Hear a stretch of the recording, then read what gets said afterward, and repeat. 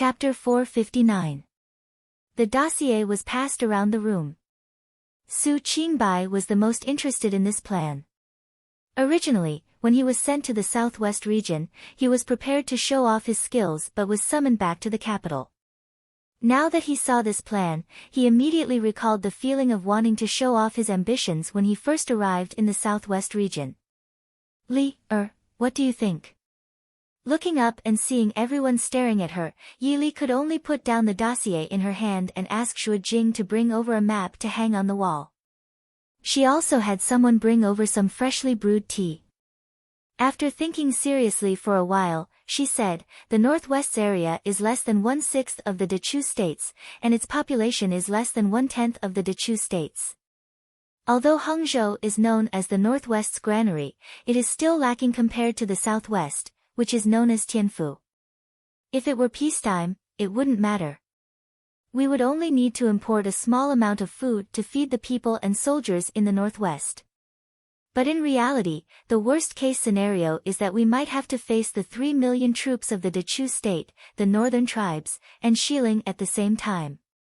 And even if there is no war, the three countries only need to seal off the northwest's food and economy. Even if the northwest doesn't immediately fall into trouble, it will only become poorer and poorer.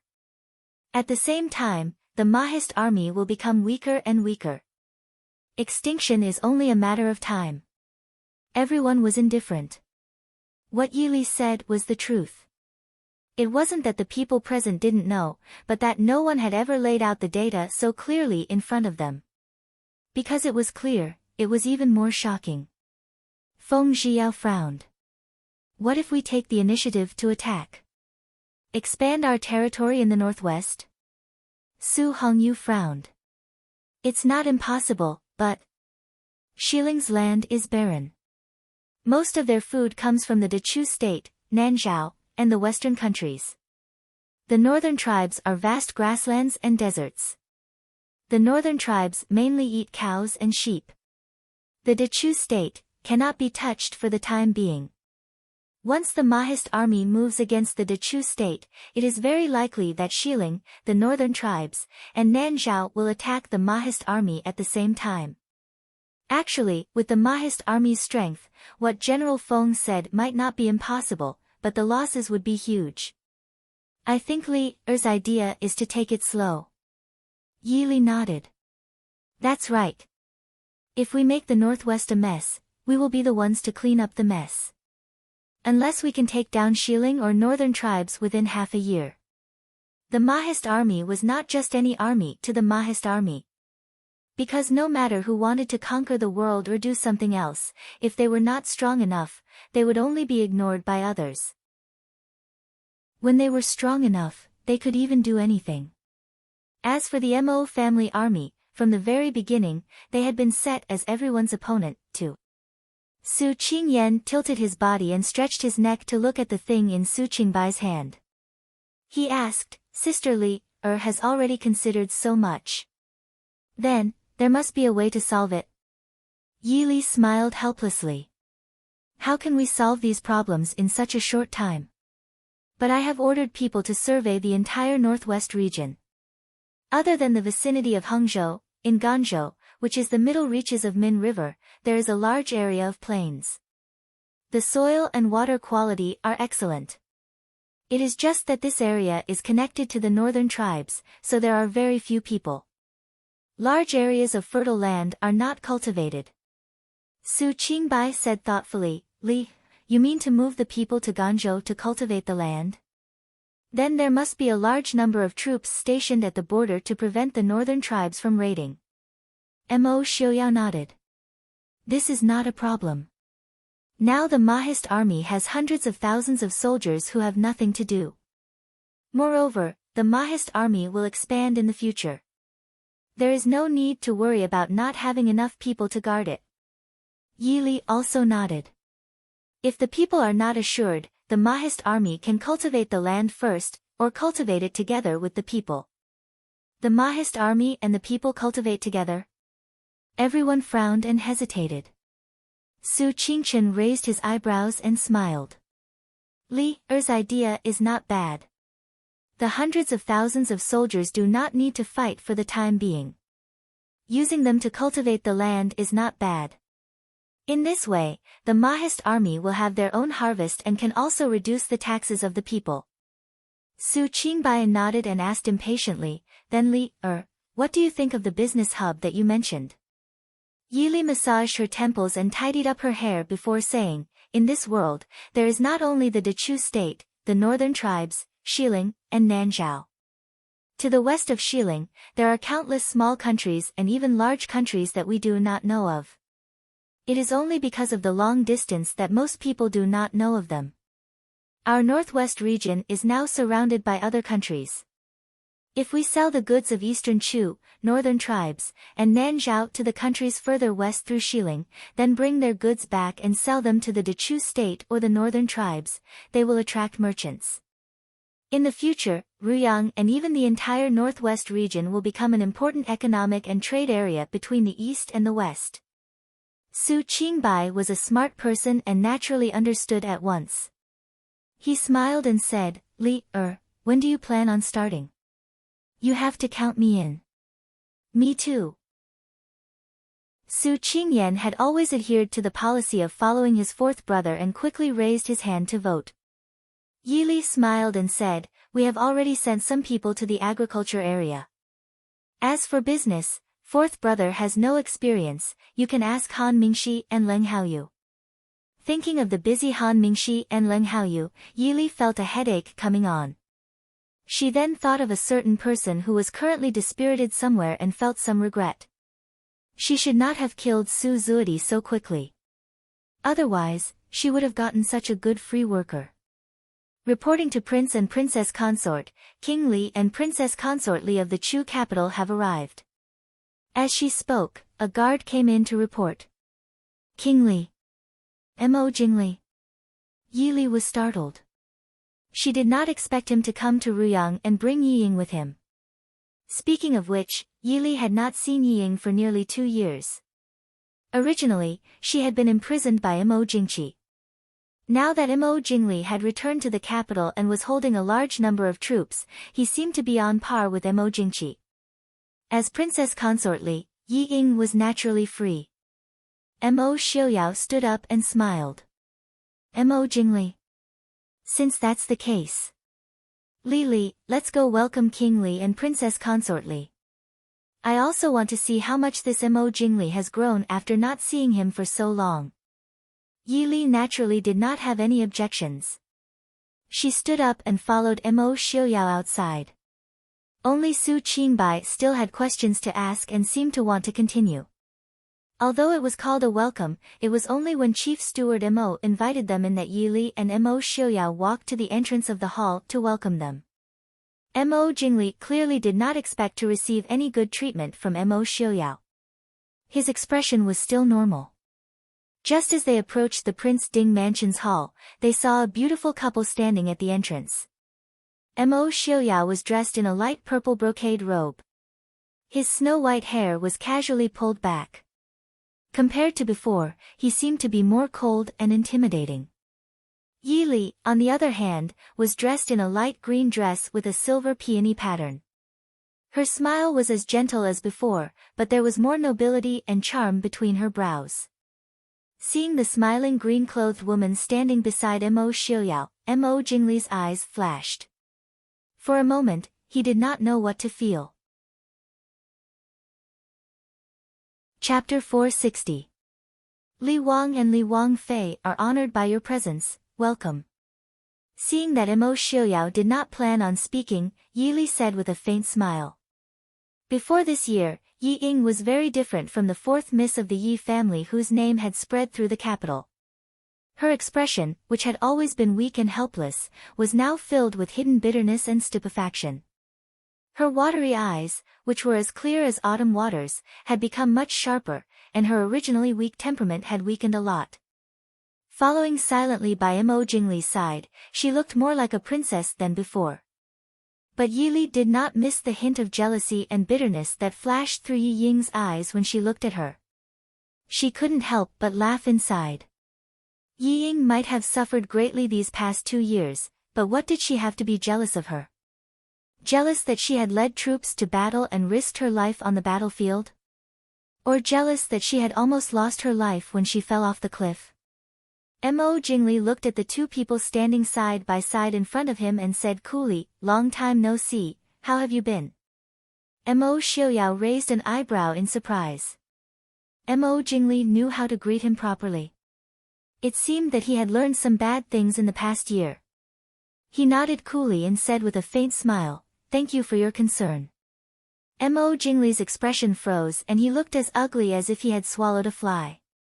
Who was concerned about him? Yi Li smiled and looked at Mo Xiaoyao. Mo Jingli said with a smile, "Please come in." After entering the hall and sitting down, Yi Li noticed that Mo Jingli had brought another person. It was also a familiar face that she had not seen in a long time, Princess Xixia. Princess Xixia was dressed as a servant girl and followed beside Mo Jingli.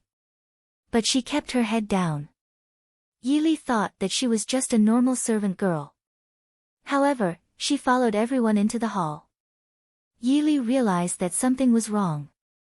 No wonder Yi Ying's expression was so ugly. When Mo Jingli left the Chu capital, he brought Princess Xixia with him. She didn't expect that he would bring her with him to the northwest. Clearly, Mo Jingli treated Princess Xixia differently. The host and guests sat down. Yi Li hesitated for a moment, then looked at Princess Xixia and said, "This is..." Before Mo Jingli could say anything, Yi Ying opened her mouth and said indifferently, "She's just a servant girl." "Third sister, why do you care about her?" Hearing this, Mo Jingli's expression darkened. Princess Xixia's expression was also ugly. Originally, with Princess Xixia's status, she was more than qualified to be an equal concubine. But after the commotion at the wedding, Princess Xixia had no choice but to fake her death to discuss this matter.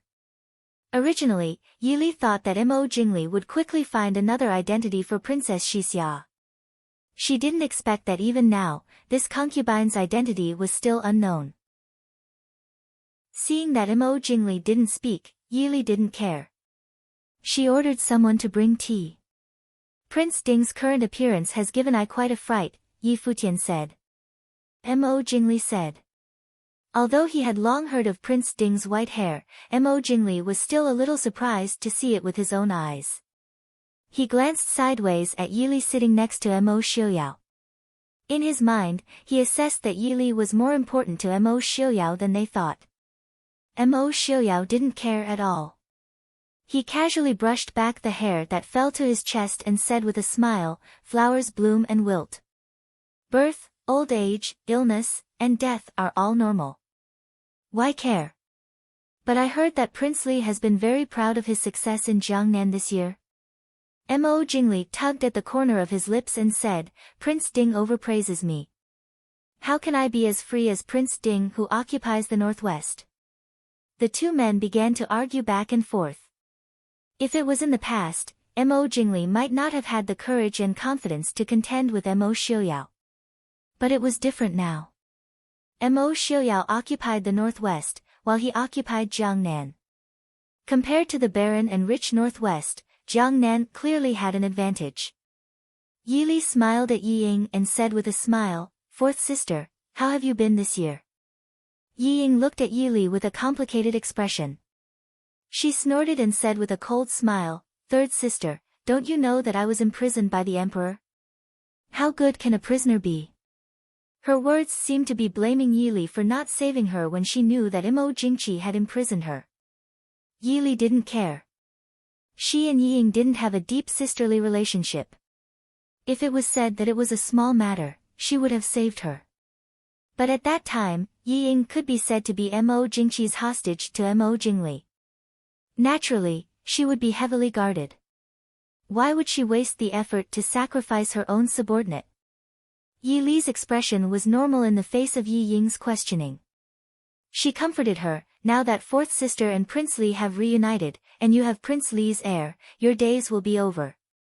Hearing this, Yi Ying's face darkened and her expression became even uglier. Yi Li thought for a moment and immediately understood. Mo Jingli probably didn't intend to make Yi Ying's child the heir. That's right. Mo Jingli was still young. If he wanted to have a child, how could he not have one? And Yi Ying could be said to have no foundation other than her half-sister. She couldn't even compare to the families of ordinary officials. And her sister didn't have a good relationship with her. The two families were even enemies. Of course, Mo Jingli wouldn't consider making Yi Ying's child the heir. He was probably already planning to choose a woman with a good family background as his concubine. Yi Li naturally couldn't care about these things. She simply didn't ask and pulled Yi Ying to talk about other things. Yi Ying listened to Yi Li in silence. After a long time, she suddenly asked, "Third sister, why do you want father to retire and return to his hometown?" Yi Li raised her eyebrows. Was she questioning her? Yi Li pursed her lips and smiled faintly. Her smile was a little cold. Father is old and has risen to the top in the imperial court. What's wrong with retiring at the top? Yi Ying bit her lip and looked at Yi Li resentfully. No one knew how she felt after being released from the prison and finding out that her parents and relatives were no longer in the capital. Prince didn't care about her as much as before. He was just cold and indifferent. He didn't even look at her child. If father was still here, he wouldn't be like this. Yi Li certainly understood Yi Ying's unwillingness and resentment. She sneered in her heart. If Minister Yi didn't retire and return to his hometown, he would have been killed by Mo Jingqi. He wouldn't have waited for Yi Ying to come out. She originally thought that Yi Ying had grown up after more than a year of suffering. Now it seemed that she was still so naive and ignorant. Although Yi Ying and Yi Li were relatives, Yi Li didn't arrange for Mo Jingli and his group to stay in the Prince Ding mansion. Instead, she arranged for them to stay in a courtyard specially set aside in Ruyang City. This place was specially prepared to receive dignitaries or envoys from various countries. Although the Mahist army didn't have a good relationship with the various countries, war wasn't something that could be easily started. It was impossible for people to not interact with each other. Although this courtyard wasn't as luxurious as the rest of the post house in the Chu capital, it wasn't bad at the time and was big enough. Even if people from the Chu state's northern tribes and Shilin came, they didn't have to worry about not being able to accommodate them. Before she could arrange for Mo Jingli and his group to stay, Director Mo came to report, "Prince, Princess Consort, Genom of Gojoseon of Shiling and Genom of Gojoseon of Shiling have arrived. The Crown Prince of the Northern Tribes has also arrived with the Crown Princess and the 7th Prince. The Crown Princess of Nanzhao has also arrived." Mo Xiaoyao and Yi Li looked at each other. This time, the 4 countries were all present, and the missions they sent out were all very important. This gave enough face to Yi Li and Mo Xiaoyao. Of course, they couldn't rule out the possibility that the Dechu state and the Mahist army were involved. A cold light flashed in Mo Xiaoyao's eyes. He stood up with a smile and pulled Yi Li. He smiled and said, "It seems that there are many important guests today. Li Li, let's go out and welcome them." Yi Li smiled and nodded, then followed Mo Xiaoyao out. Chapter 461. It was bustling and crowded outside the main entrance of Prince Ding's residence. It was unknown if it was a coincidence or if it was done on purpose, but the distinguished guests from the 3 countries had rushed to the entrance of Prince Ding's residence at the same time. Hence the entrance of Prince Ding's residence was completely surrounded by the carriages, attendants and guards of these people. However, with the Black Cloud Cavalry acting as guards outside the Prince Ding mansion, these people could not even think about getting close to the Prince Ding mansion. The Prince Ding mansion's door opened from the inside. Mo Xiaoyao and Yi Li came out hand in hand. Under the sunlight, the snow-white hair flashed with a cold luster. The people who just came out of the carriage were stunned. They were the most powerful group of people in their respective kingdoms. They had already received Mo Xiaoyao's white hair message. But just like Mo Jingli, when they saw the white-haired man in front of them, they could not hide their surprise. But what was puzzling was that when the princess consort fell off the cliff and disappeared, Prince Ding was fine. How come when Princess Ding came back, Prince Ding's hair turned white overnight? You have all come from afar.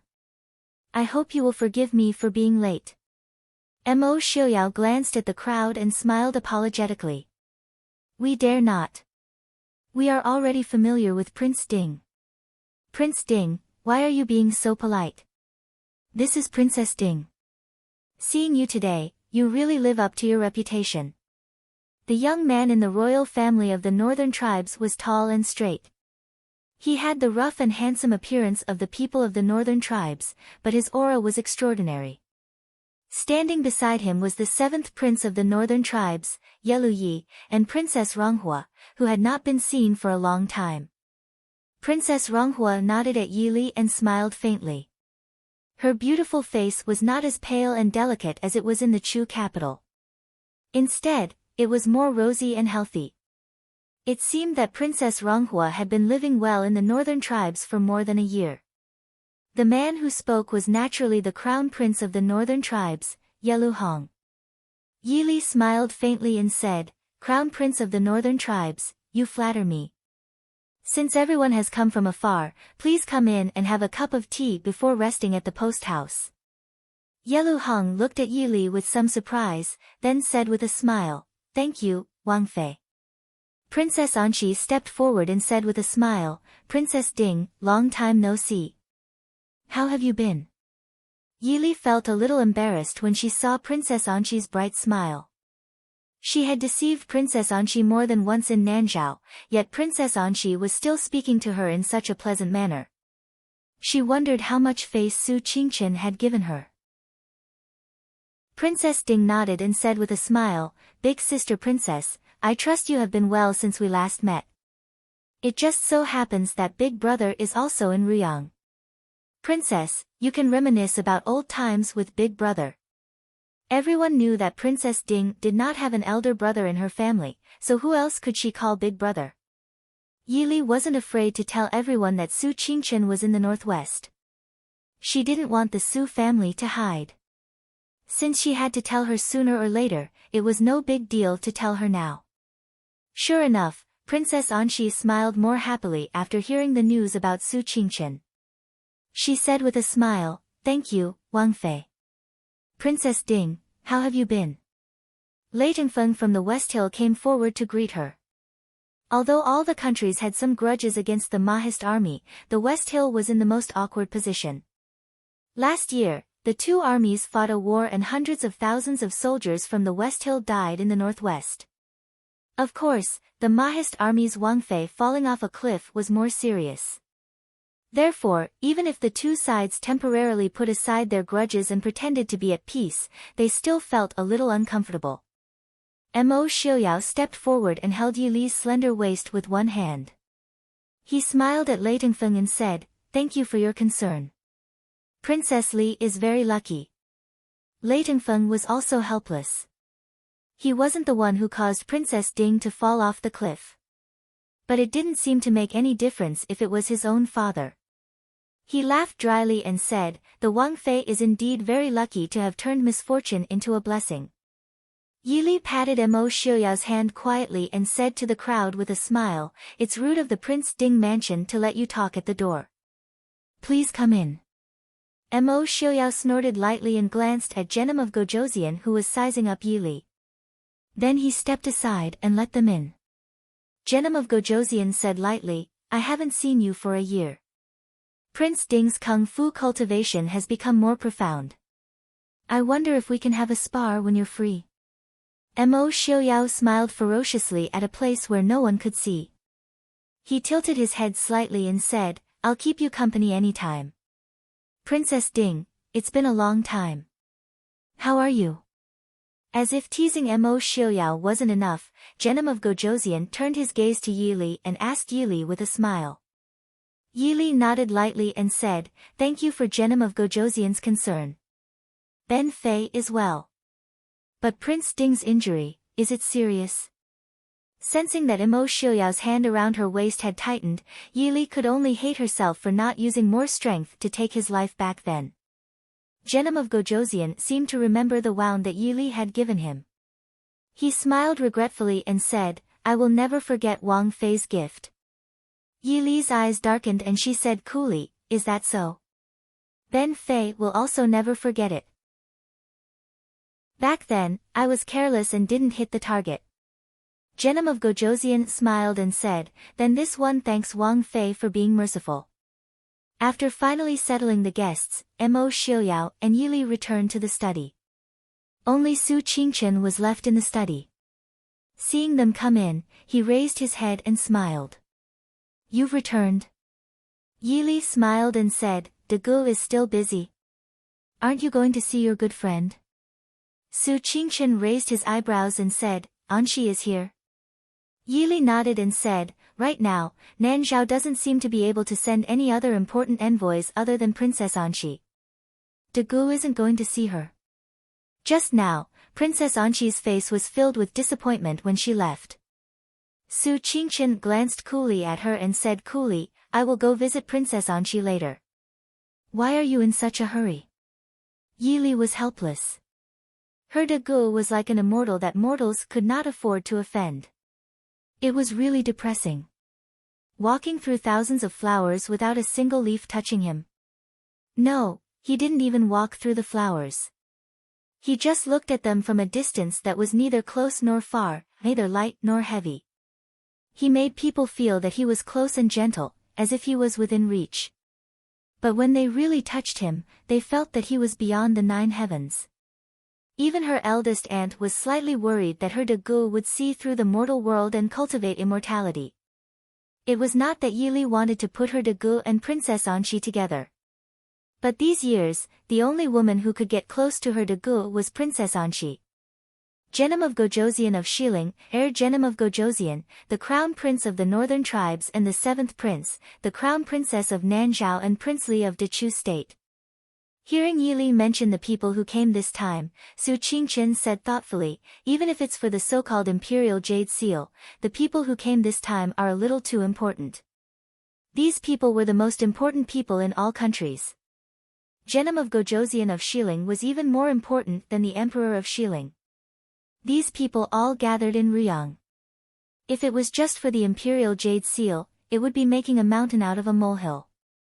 Yili smiled and said, De Gu and Xiaoyao are the same. They don't think much of the Imperial Jade Seal, but others may not think so. The so-called Imperial Jade Seal, whoever obtains it can obtain the world. Yili felt that this sentence had always been sarcastic. It should be, whoever obtains the world can obtain it. Whether it was the ancient emperor or the recent Gaozu of the previous dynasty, who didn't obtain the Imperial Jade Seal when they were close to the end of the country. If you don't have anything, even if the Imperial Jade Seal fell from the sky and landed in your arms, you would only be cannon fodder. Chapter 462. Ali is right. With the Imperial Jade Seal, you will have the so-called fate of the heavens. What's more, it is said that the great ancestor of the previous dynasty's treasure house contains the secret books of the great ancestor of the previous dynasty and the treasures left behind when the country was founded. Mo Xiaoyao smiled faintly. In the eyes of those people, the most valuable thing was not the treasures, but the great ancestor's art of war. Who dared to compare the art of war with the Mahist army? Originally, there was also Genom of Gojosian who was known as the West Hill god of war. However, since Genom of Gojosian was defeated by Princess Ding, in the eyes of the West Hill soldiers, the Mahist army was simply Genom of Gojosian's nemesis. Genom of Gojosian was invincible throughout his life, but he was defeated by the Mahist army again and again. It was understandable that he was defeated by Mo Lufang. After all, the Prince Ding mansion had a long history and Mo Lufang was a genius of a generation. However, it was unreasonable that he was defeated by Princess Ding. A teenage girl from a scholarly family could defeat Genom of Gojosian who had experienced hundreds of battles. If she was not a natural nemesis, then what was? Speaking of the Imperial Jade Seal, Yili could not help but frown and ask, will Tanjiji come to the northwest this time? Mo Xiaoyao nodded and said, Shu Manlin is still in Ruyang. Unless Tanjiji doesn't want her anymore, he will definitely come. Shu Manlin. Su Qingchen raised his eyebrows and smiled. He did not know when the Saintess of Nanjiang came to the northwest. Yi Li smiled and said, I forgot to tell you. Speaking of which, you and the Saintess of Nanjiang are old acquaintances. Previously, the Saintess of Nanjiang mentioned you to me. Do you want to meet him? Su Qingchen rubbed Yi Li's head helplessly, ignoring Mo Xiuyao's displeased look. She smiled and said, forget it. I'm sure she doesn't want anyone else to know that she's here. The Saintess of the southern border was not allowed to leave the southern Zhao imperial city. If the people of the southern border found out, then Shu Manlin's position as the Saintess of the southern border would come to an end. In Ruyang City, people came from all over the place to participate in the grand event. This city, which was originally not very famous in the northwest, suddenly became bustling and lively. Many foreign peddlers had appeared on the streets, peddling various goods from the pass, Western Hill, Northern Army, and Southern Zhao to the pedestrians. The various inns, restaurants, and tea houses in the city were also filled with people. It was not only the envoys from the imperial court who entered the city every day. There were also merchants from various places, swordsmen from Jianghu, and even travelers. The entire Ruyang city appeared to be unprecedentedly lively and prosperous. Concentrated Fragrance Pavilion was a newly opened singing and dancing establishment in Ruyang City, but in less than 2 months, it had become the #1 singing and dancing establishment in the Northwest. But Concentrated Fragrance Pavilion was completely different from ordinary brothels. The girls of Concentrated Fragrance Pavilion only sold their skills and not their bodies. Rather than calling it a singing and dancing establishment, it was better to call it a restaurant. Because not only were there the most beautiful girls, there was also the best wine and the most delicious wine. Here, you could find girls to listen to music and dance, but you could not have girls accompany you to drink, let alone other services. Therefore, Concentrated Fragrance Pavilion not only entertained male guests, but also female guests. But people had this kind of temperament. The more you were not allowed to do something, the more you would think she was the best. After all, listening to music, drinking wine, and admiring beauties was the same. Going to a brothel and drinking tea at Concentrated Fragrance Pavilion, the latter was more elegant. Moreover, the beauties in Concentrated Fragrance Pavilion were genuine beauties. They didn't have the heavy makeup and coquettish voices of those in brothels. Each and every one of them wore the same style and color of clothes as they served dishes in Concentrated Fragrance Pavilion. As for those who performed music, chess, calligraphy, painting, poetry, singing and dancing, they were the beauties of beauties. Not to mention these barren lands without many beauties in the northwest, even the scholars and poets from Jiangnan would be intoxicated. Yi Li sat in a wing room on the second floor of Concentrated Fragrance Pavilion, leaning against the window and looking outside. It was already night, but all of Ruyang City was brightly lit like it was daytime. There was a high platform across from Concentrated Fragrance Pavilion. It seemed to be playing some kind of arena game. There was a flow of people downstairs, and it seemed to be more lively than during the day. It's so late, Wang Fei, why have you come out? Yaoji was wearing a red robe. Her beautiful face had recovered 70 to 80%. She did not look as beautiful as before, but people felt she was more gentle and moving. Pushing open the door and coming in, Yaoji leaned against the door and asked with a smile. Yi Li smiled faintly and said, I had nothing to do, so I came out to see. You've managed Concentrated Fragrance Pavilion well. Yaoji curled her lips and said, yes, it's good.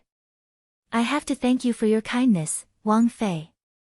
Otherwise, it would be a pity for so many beauties in Concentrated Fragrance Pavilion to become prostitutes.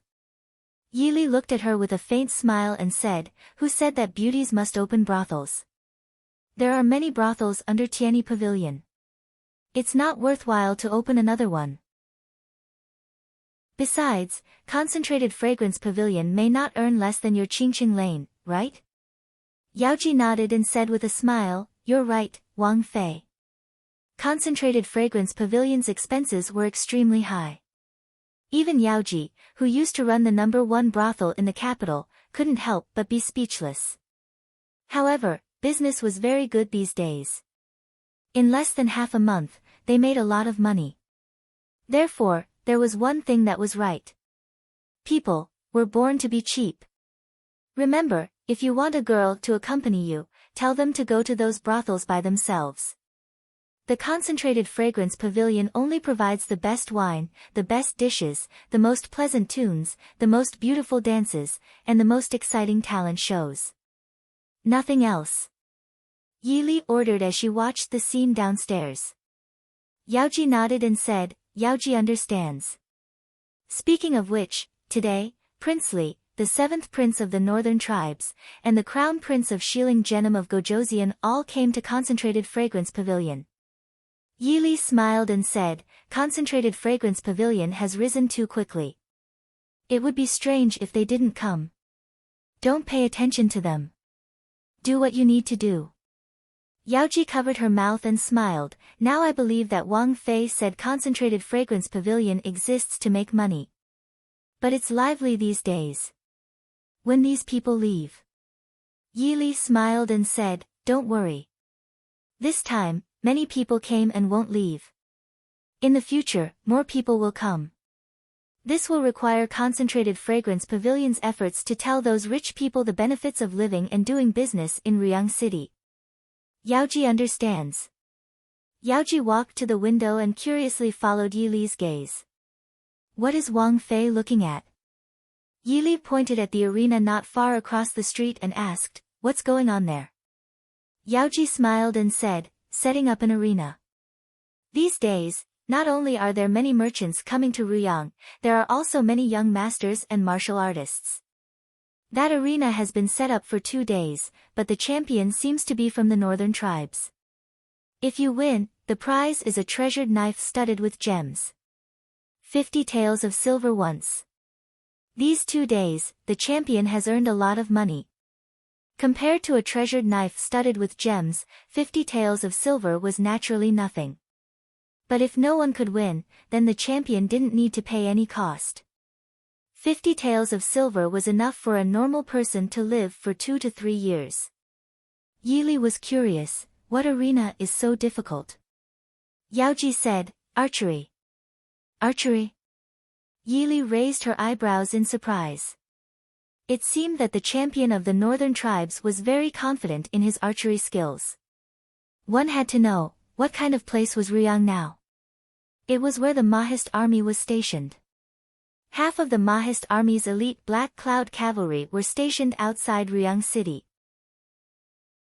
And all of the Black Cloud cavalry could be said to be 1 in 100 master archers. Yaoji looked outside and suddenly smiled, Wang Fei, are those the young generals of the Mahist army? Yili looked outside and saw that a few young generals had squeezed to the front of the crowd. It was Yun Ting and the young general called Qin Yun who had fought with Yili in the Mahist army camp. It seemed that the two had a good relationship now. Yili stood up and smiled, let's go and see what's so special about the northern tribe's master archers. Chapter 463.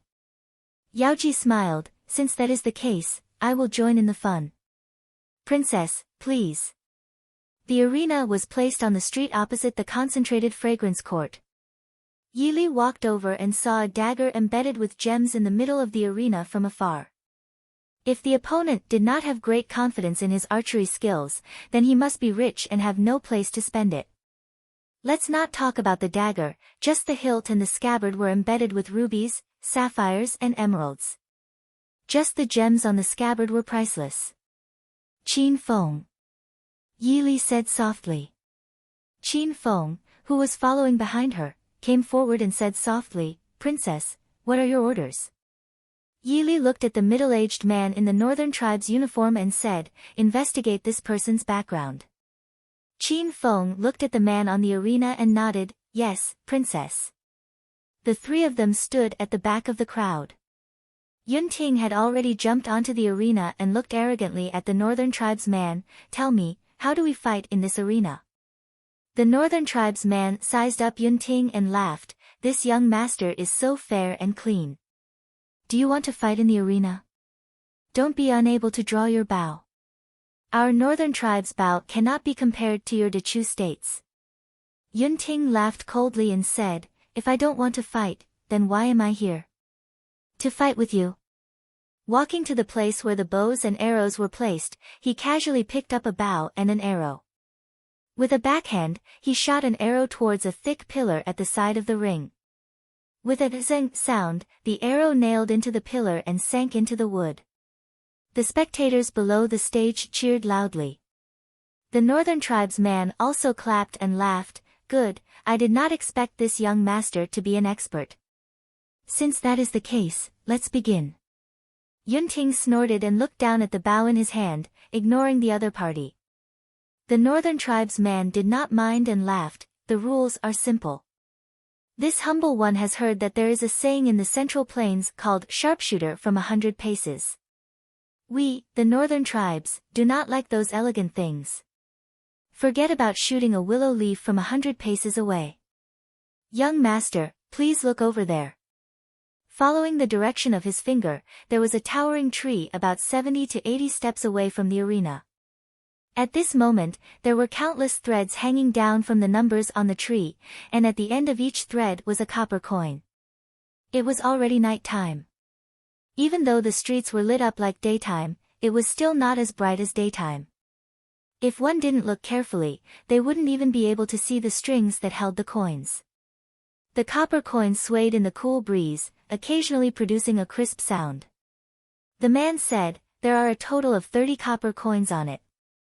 As long as young master shoots all of them down, this saber will be young master's. You only have half an incense's time, 10 arrows.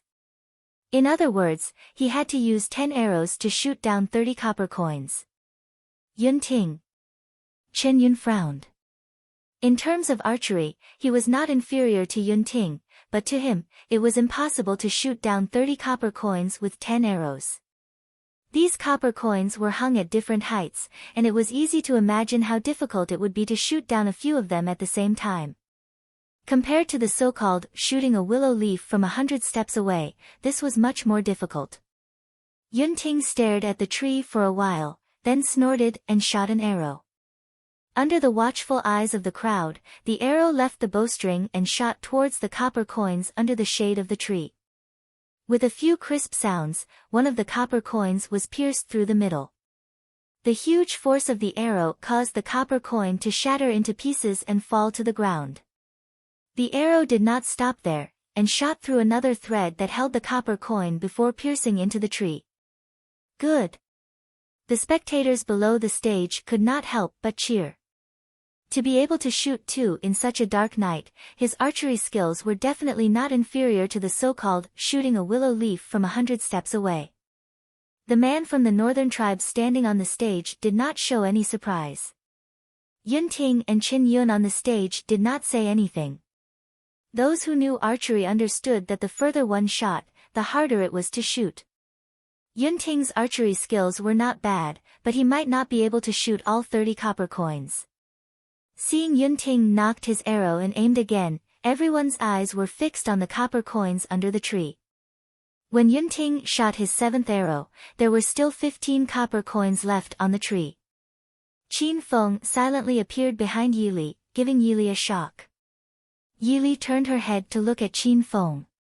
Qin Feng said in a low voice, "This middle-aged man is indeed from the northern tribes, but he is not an ordinary one. He is a capable general under Helian Zhen of the northern tribes. He is also known as the #1 archer of the northern tribes. Furthermore, the Dao that he is using as a prize is not simple.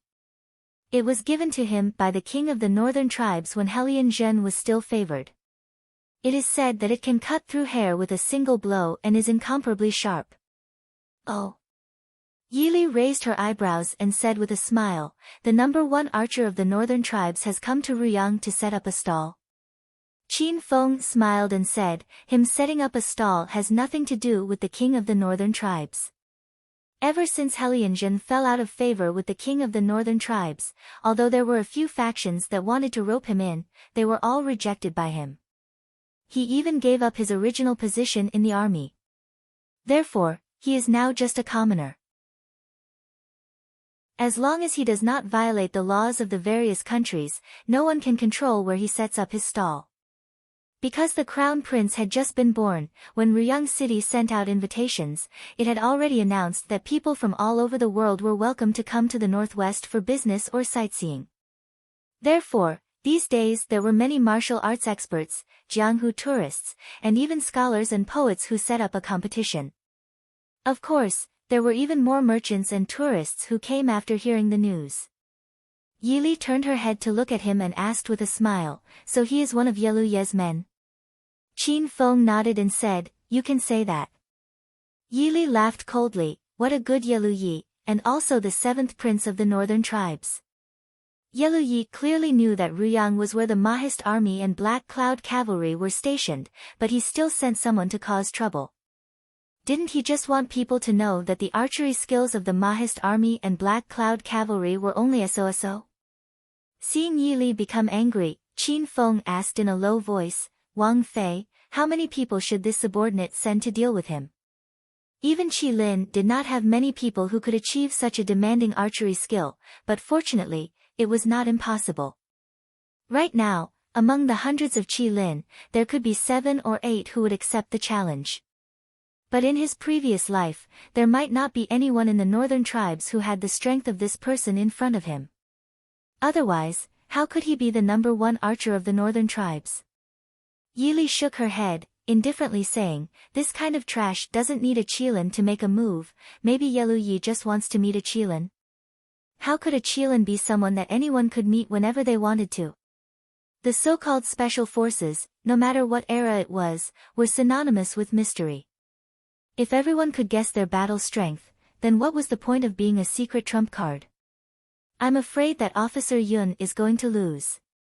Qin Feng pointed at Yun Ting, who was preparing to shoot the last arrow.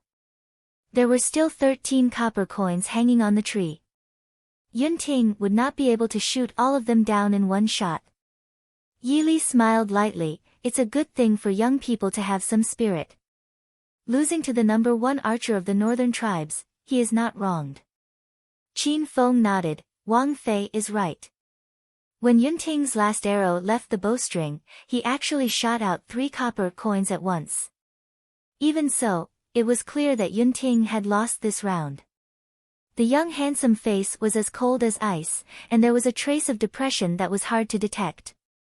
The man from the northern tribes smiled, "This young master, you have lost 50 taels." Yun Ting's face darkened as he took out a 50 taels silver ingot and handed it to the man from the northern tribes. Then he turned and jumped off the stage. Chapter 464. Is there any other expert willing to come up on stage and try? The man put away the ingot and smiled at the audience. Even the Mahist army cannot do it, who else can win? Someone in the crowd shouted. Instantly, everyone's eyes focused on Yun Ting. The man on stage smiled and said, "Oh? So this little brother is a soldier of the Mahist army? Sorry for the disrespect. I heard that the Mahist army is made up of 1 in 100 master archers. Is there any other Mahist army soldier willing to come up on stage and try? How about this young master?" He looked down at Qin Yun, who was beside Yun Ting. His voice had a hint of provocation. Qin Yun and Yun Ting's archery skills could be said to be equal. At this time, they could neither go up nor stay down. Yun Ting's face darkened. He knew that his pride had implicated Qin Yun. Just as he was about to go up and speak, Qin Yun reached out and pulled him back. Qin Yun thought about it and was about to speak when he heard an elegant voice from behind, "Since it is like this, can this consort try?" General Huyen of the northern tribes? Everyone was stunned.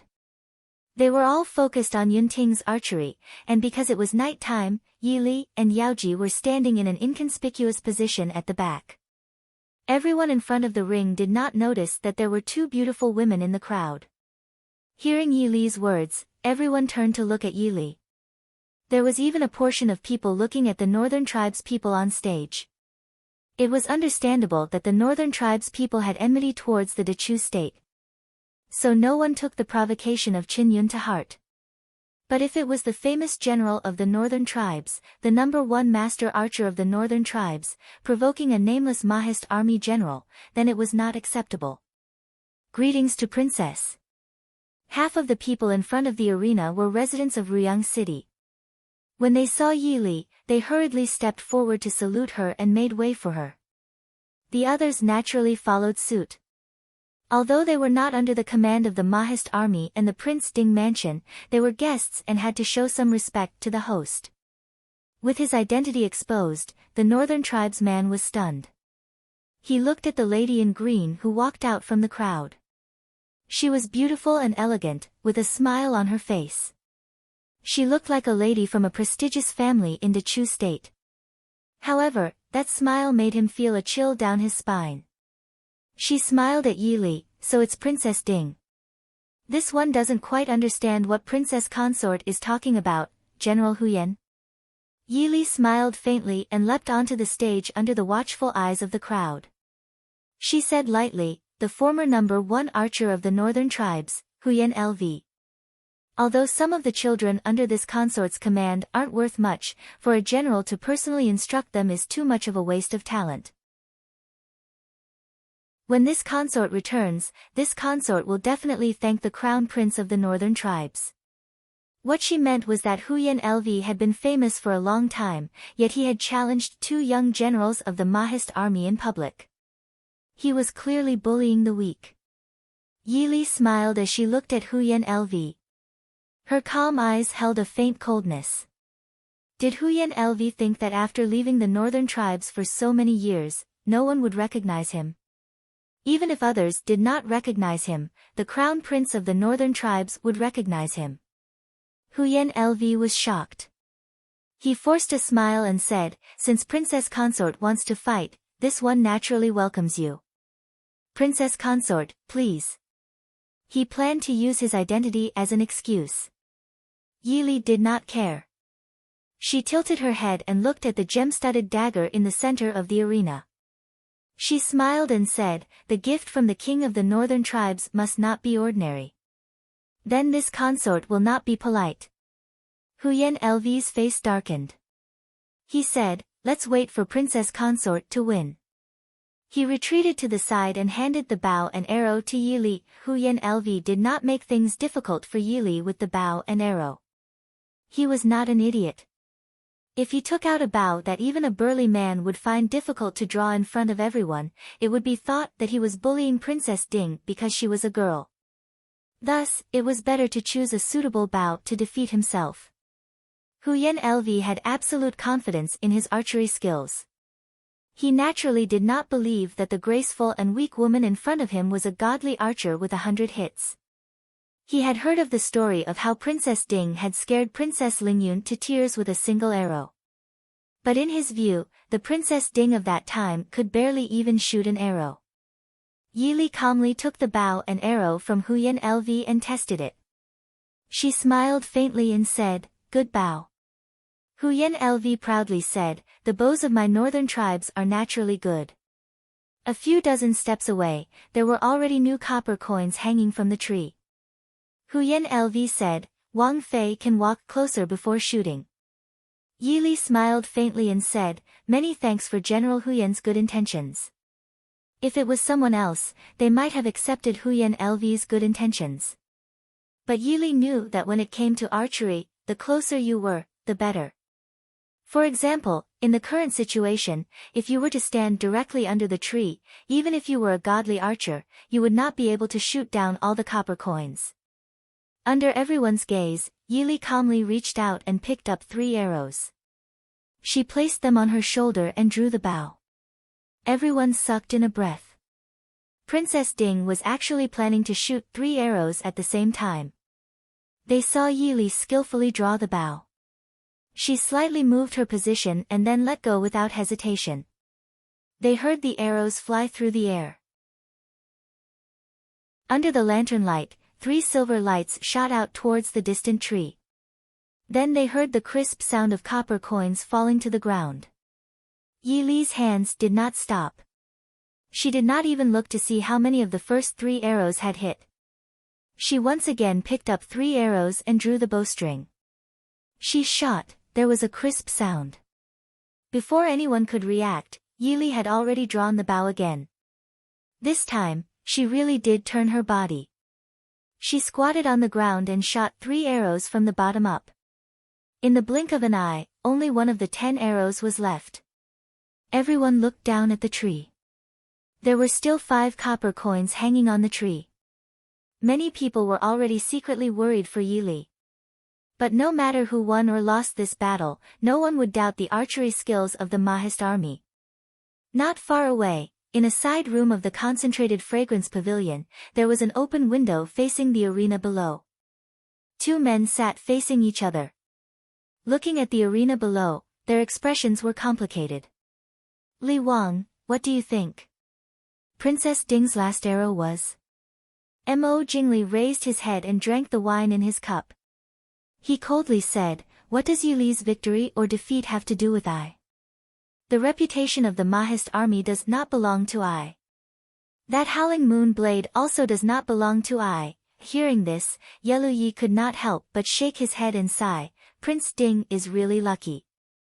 If he could have such a woman as his wife, it would be the greatest blessing in the world. Bang! Mo Jingli heavily slammed the wine cup in his hand on the table. The wine jug and plates on the table shook. Yelu Yi smiled as he looked at Mo Jingli's gloomy expression. He smiled and said, speaking of which, Princess Ding was originally the fiancée appointed by the late Emperor of Dechu State to Li Wang. What a pity, Kacha. The wine cup in Mo Jingli's hand shattered, leaving only fragments in his hand. In the other room, Lei Tengfeng and Genom of Gojoseon were also paying attention to the arena.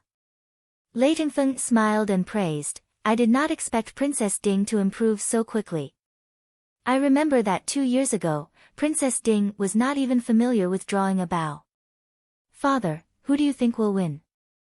Genom of Gojoseon did not seem to hear. He only focused on the azure-clothed woman on the arena.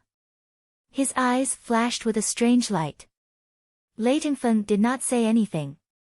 He quietly lowered his eyes. No one knew what he was thinking.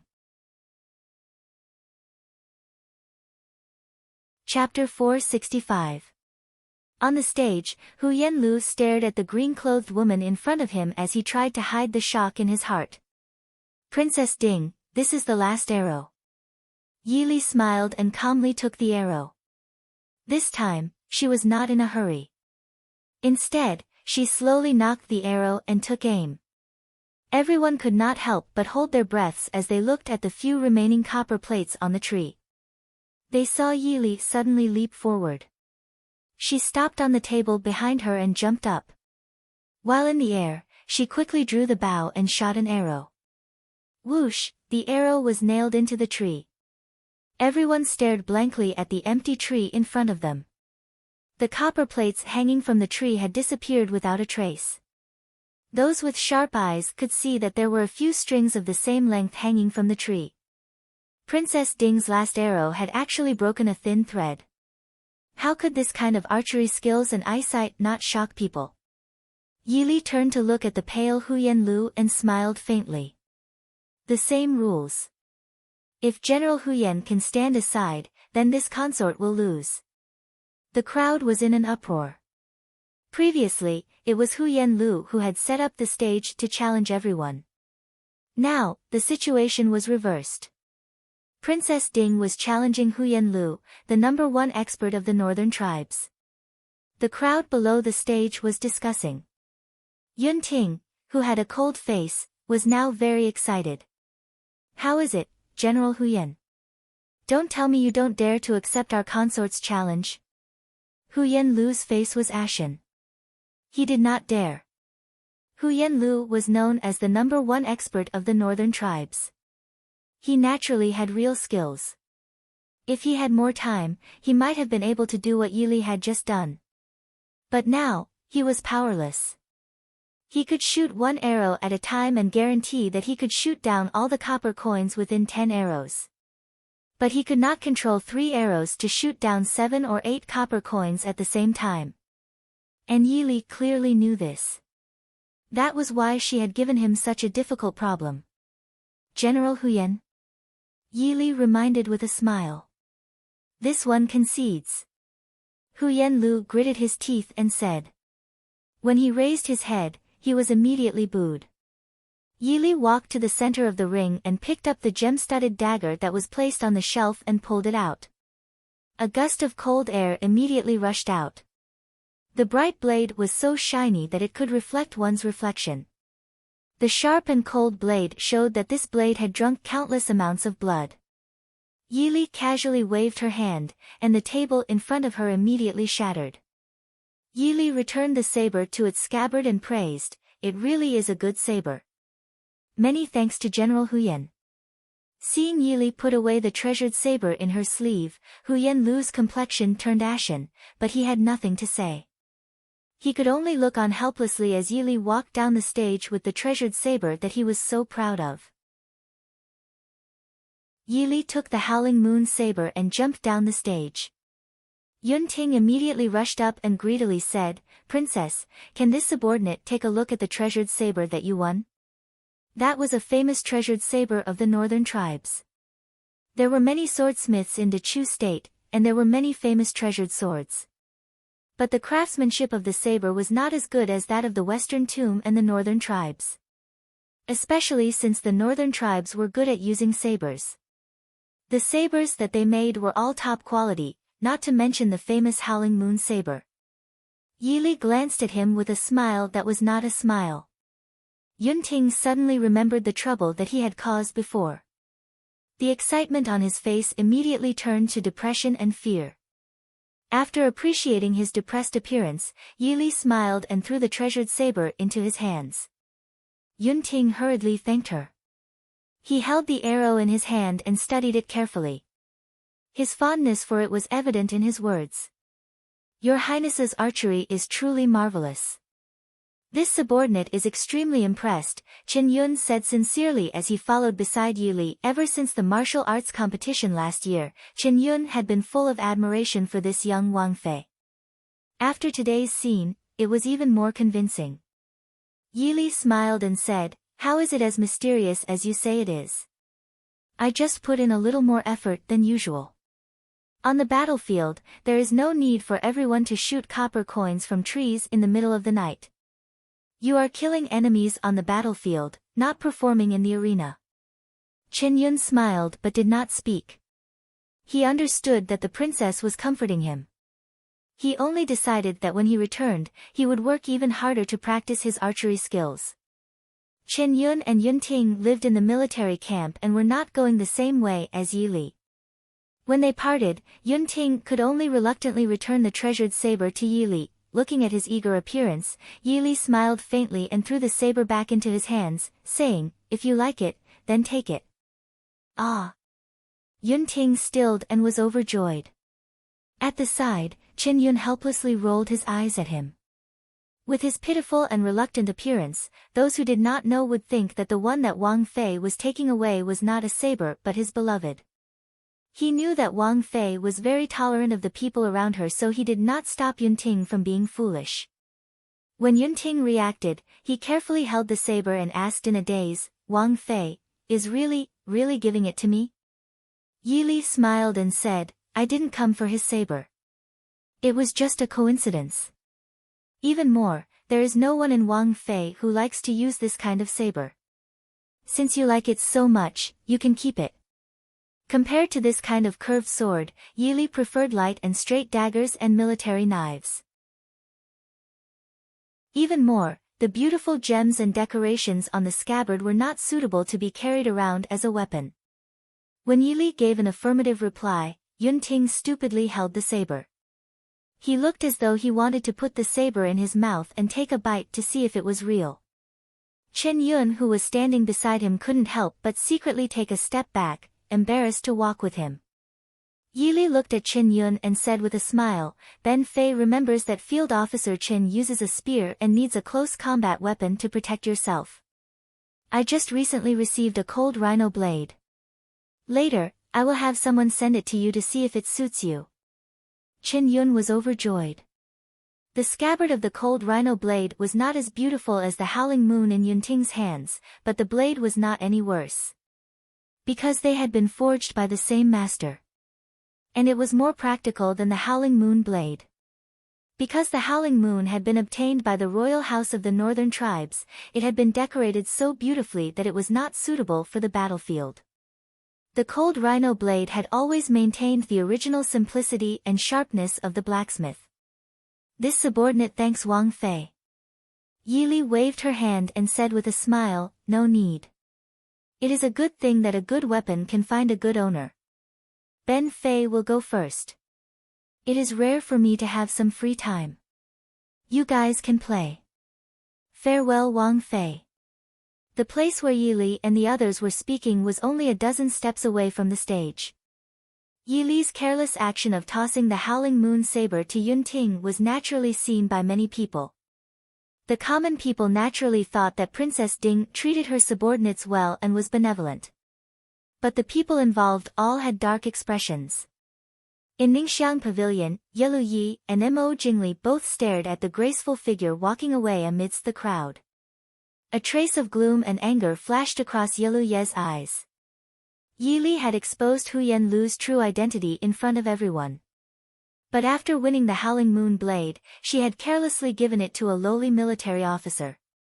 This was clearly looking down on the royal house of the northern tribes and him, Yelu Yi. Yi Lu Yi, who had always been arrogant, was once again rebuffed by Yili. How could he swallow this anger? Yelu Yi stood up and wanted to jump down from the window to chase after the figure that was gradually blending into the crowd. But he suddenly felt a cold gaze shoot towards him with undisguised killing intent. Following the direction of his gaze, he saw a man with snow-white hair staring at him with a cold expression through an open window on the opposite street corner. Yelu Ye's heart jumped. He suppressed the chill in his heart and slowly sat down. Mo Xiaoyao watched him sit back down. His lips hooked in a cold smile as he raised the wine cup in his hand. Yelu Yi gave a cold snort. He raised the wine cup in front of him and drained it in one gulp. Chapter 466. Princess Ding is indeed a unique woman, this prince admires you. In a quiet room, the crown prince of the northern tribes, Yelu Hong, looked at Mo Xiaoyao and smiled. Just now, everyone's attention was focused on the arena below, and did not notice that the crown prince of the northern tribes and Prince Ding were watching from a room on the second floor. Mo Xiaoyao snorted, but his cold face had a bit of warmth.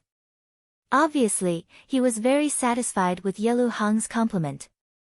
Princess Ronghua sat next to Yelu Hong. She used to be the proud and beautiful princess of the royal family in the capital, but now in the northern tribes, she was even more gentle and charming. Princess Ronghua gently leaned against Yelu Hong, and poured wine for him from time to time. Her beautiful eyes were slightly narrowed, but there was a bit of bitterness and complexity. Just 2 years ago, she hadn't put Ding Wang Fei in her eyes at all. But in just 2 years, the gap between her and Princess Ding had become so big that she felt ashamed to even be mentioned in the same breath. Looking at Princess Ding's calm demeanor on the arena and her archery skills that even the best archer of the northern tribes could not match, Princess Ronghua knew that Princess Ding was someone she would never be able to match in her life. The door of the room was gently pushed open from the outside. Yili stood at the door with a smile and said, "Crown Prince Yelu, I'm sorry to disturb you." Yelu Hong was startled, but quickly smiled and said, "How would I dare? This prince is honored to have princess here. Please come in." Yili stepped into the room and walked to Mo Xiaoyao's side. Mo Xiaoyao reached out to help her sit down, and said softly, "Just find someone to play with him." Why did Princess Li personally compete with him? Yili smiled and said, "I just wanted to see how good the #1 archer of the northern tribes is." Yelu Hong raised his cup and smiled, "I've embarrassed myself in front of Princess."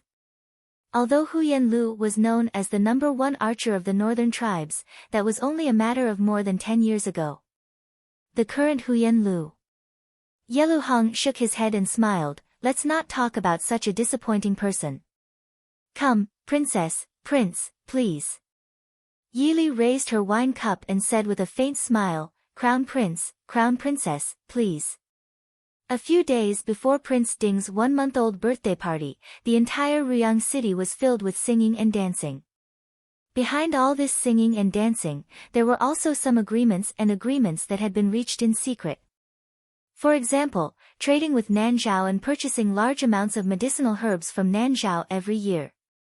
Another example would be secretly purchasing large amounts of grain from a grain merchant in Dechu State. Or the temporary agreement with the crown prince of the northern tribes to stabilize the borders was carried out without the knowledge of the public. As a result, compared to the joyous and peaceful people outside, the people inside the Prince Ding mansion were busier than usual. Reporting to Princess Genom of Gojoseon and Crown Prince Genom of Gojoseon request an audience. Yili had a rare moment of free time to accompany the baby in her room. The baby, who was almost a month old, was not as sleepy as when he was just born. He opened his round eyes and looked at Yili. His dark eyes seemed to be covered with a layer of water, causing Yili's heart to soften. She felt that no matter how much she loved this baby, it would not be enough.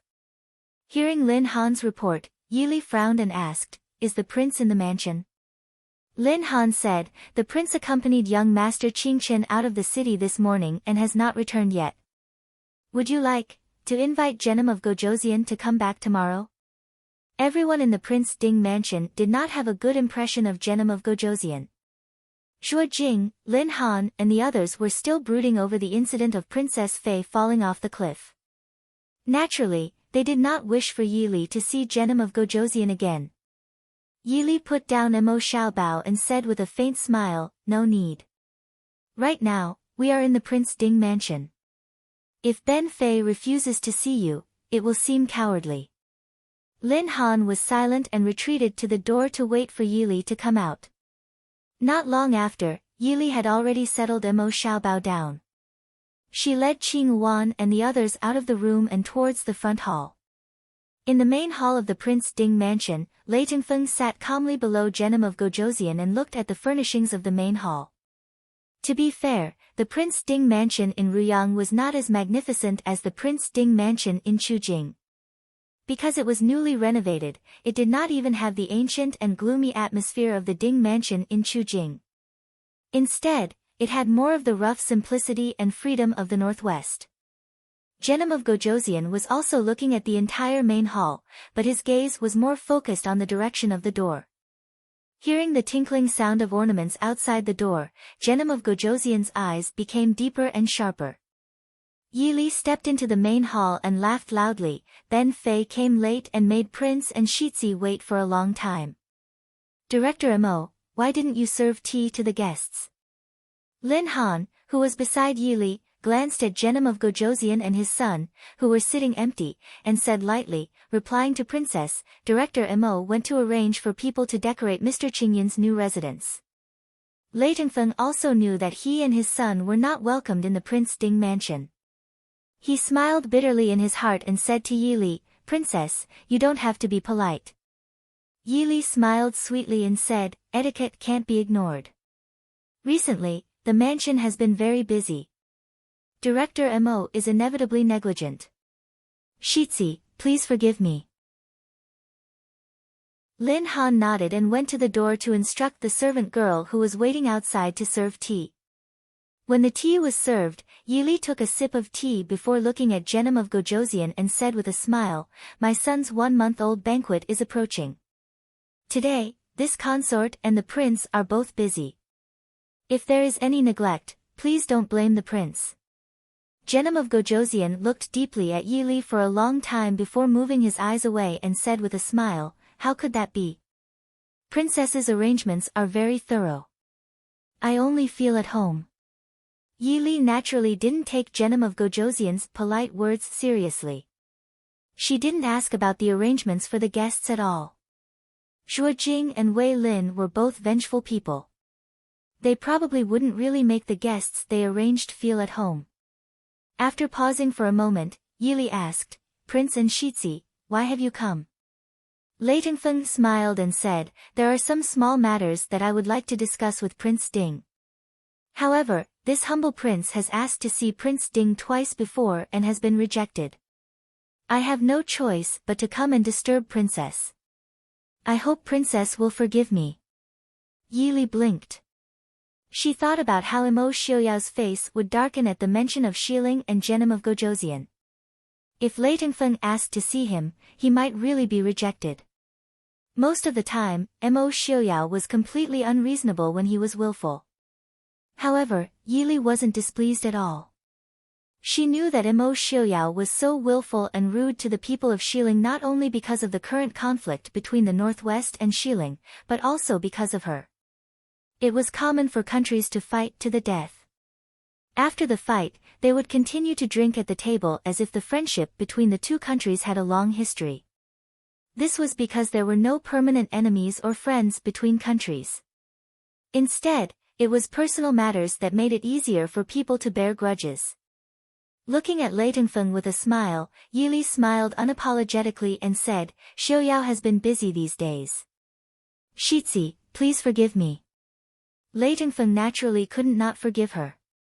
He waited until Yili asked, if Shitzi has anything to say, it's the same to tell me. At this time, Lei Tengfeng glanced at his father who was sitting to the side thinking about something. He smiled and said, actually, it's not a big matter. This humble prince accidentally heard that Prince Ding has reached a trade agreement with the Northern Army and Southern Zhao. Yili raised her eyebrows. The word accidentally was used well. Xiling must have placed many spies in each country to be able to have such an accident. She calmly waited for Lei Tengfeng to finish his words. Lei Tengfeng felt somewhat helpless. He really didn't like to talk to Yili. This was because after interacting with Yili a few times, it was difficult to treat her as an ordinary person. No matter when, it was difficult to see any unexpected emotions in her eyes or face. It was as if she was really a gentle and harmless lady from a famous family. One could never see any emotions such as curiosity, surprise, or worry on her face. The pressure such a person gave to the opponent during negotiations was unimaginable because one could never find out her bottom line. Perhaps her bottom line was only a few millimeters away from yours, but it felt like it was thousands of miles away. Chapter 467. It was not the first time Lei Tengfeng had been so depressed. After a moment of disgust, he did not care. He continued, Wang Fei should know that there are many transactions and exchanges between our country, Dongchu, and Nanzhao every year. Many of these goods need to pass through the Northwest. While Xiling was large, it was a country lacking in material resources. Many things had to be imported from other countries. Of course, Xiling pursued the principle of being strong if you could rob, but there were always some things that could not be robbed. For example, the silk, satin, tea, and porcelain that the Emperor of Xiling loved had to be bought from Nanzhao and the Dechu state. These things were not available in the small countries of the West. In the end, the people of Xiling and the people of Dechu state were of the same origin, so most of the people of Xiling were more used to the products of Dechu state. The Northwest was the communication stronghold between Dechu state and Xiling. If these things wanted to be transported back to Xiling, they had to pass through the Northwest. As for the roads in the Southwest, it had been said since ancient times that the Shu Road was as difficult as ascending to heaven. It was already very difficult to enter Shu, and they had to travel through mountains and rivers to send the caravans back to Xiling. Not to mention the long detours, the dangers and bandits on the road were enough to make most merchants retreat. Yili smiled. Lei Tengfeng had only said one sentence, and she understood the purpose of their visit today. In reality, the Prince Ding mansion had been waiting for their arrival. But Yili had not expected that it was not the people of Xiling who wanted to raise their status to buy time, but Mo Xiuyao who had refused to let them in. Gently putting the teacup back on the table, Yili leaned back in her chair and looked at Lei Tengfeng. She asked, I understand Shitzi's meaning. Originally, opening up the roads and allowing trade between the two countries is a good thing. But, what benefits does this have to the Northwest? In short, why would the Mahist army allow the Xiling caravans to pass through? Lei Tengfeng's eyes darkened slightly. He smiled and said, even during wartime, the two countries do not restrict caravans. Mutual exchange has always been a consensus between our country, Dongchu, Northern Army, and Nanzhao. Wang Fei's words make me puzzled. Yi Li looked down and smiled faintly. Since that's the case, the West Hill caravan can go through the northwest. Why does the heir have to specifically ask this consort? Lei Tengfeng choked on his bet. When the so-called consensus was implemented, most of the time, it was just a piece of waste paper. The trade route was long and eventful. Bandits might appear at any time. Who could say for sure whether it was an accident or not? At least in the past year, especially in the past half a year, the number of traveling merchants from Xiling to Dechu State was even fewer than during the war. Nowadays, the prices of many things in the Emperor of Xiling City were still very high. He only heard Yi Li say unhurriedly, Shitzi said that traveling merchants are not allowed during wartime, but this consort expresses her doubts. If the two countries were at war, they would naturally want to kill each other. At that time, would the Dechu state still agree to sell silk and grain to the West Hill? Would he still agree to Nanzhao's medicinal herbs being transported from Dechu state to West Hill? Besides, even if none of this matters, how would Shitzi distinguish whether the merchants that came during wartime were real merchants or spies? Lei Tengfeng paused for a moment and then sighed helplessly. He looked at Genom of Gojosian, who had been sitting quietly and listening to them talk. Genom of Gojosian finally raised his head and stared at Yi Li. He asked, what conditions does Princess Ding want? Yi Li smiled slightly and waved her hand at Lin Han behind her. Lin Han neatly took out 2 booklets and gave one to Genom of Gojosian and Lei Tengfeng. Genom of Gojosian took it and looked suspiciously at Yi Li before lowering his head to open it. A moment later, he raised his head and asked, according to what Wang Fei says, what benefits does West Hill have? Yi Li smiled faintly and said, since the Northwest can accommodate trade with the countries of the 4 seas, naturally West Hill cannot be treated differently. Genom of Gojosian and Shitzi's conditions will naturally be resolved, right? Genom of Gojosian frowned and said in a low voice, I need time to consider. Yi Li smiled and said, of course. Prince and Shitzi can answer before they leave Ruyang. Genom of Gojosian put away the booklet and stood to look at Yi Li. He said, Wang Fei really does not intend to consider I's original proposal. If Wang Fei is willing to come to West Hill, I will treat you with the courtesy of Prime Minister. Yi Li was startled and couldn't help but laugh. Just as she was about to answer, she heard Mo Xiuyao's cold voice from outside the door. Thank you for Genom of Gojosian's kindness. I's beloved concubine does not need the position of Prime Minister of West Hill. Moreover, who does not know that the position of Prime Minister is just an empty title in West Hill? Mo Xiuyao stepped into the hall with a cold aura. He looked disdainfully at Genom of Gojosian in front of him and did not hide the killing intent in his cold eyes. The original position of Prime Minister of West Hill was not an empty title. No matter which country it was, the position of Prime Minister was definitely important and even superior to tens of thousands of people. However, when it came to Genom of Gojosian's generation, there was a change. The original Prime Minister of West Hill was loyal to the previous Emperor of Xiling and was naturally loyal to the current Emperor of Xiling. In the early years, he had made trouble for Genom of Gojosian. However, even though the Emperor of Xiling was not as wise as Genom of Gojosian, he still knew that the Prime Minister was one of his own. He defended him in court, and for many years, Genom of Gojosian did not have a good time. It was only in recent years that the old Prime Minister, who had been through 2 dynasties, was exhausted to death. The subsequent Prime Ministers were just puppets and could not make any decisions. Now that Genom of Gojosian said that he would treat Yi Li with the courtesy of the Prime Minister, it was naturally very interesting to those who knew the truth. Su Qingchen followed behind Mo Xiuyao and entered. When he saw Genom of Gojosian and Lei Tengfeng, he only raised his eyebrows slightly and looked at Yi Li with a smile. Yi Li smiled helplessly and waved for someone to serve tea to Mo Xiuyao and Su Qingchen. Lei Tengfeng looked at Su Qingchen for a moment and smiled. Young Master Qingchen, long time no see. You are even more elegant than before. Su Qingchen smiled leisurely, as if he did not have the slightest trace of smoke. Your Highness is joking. It hasn't been that long.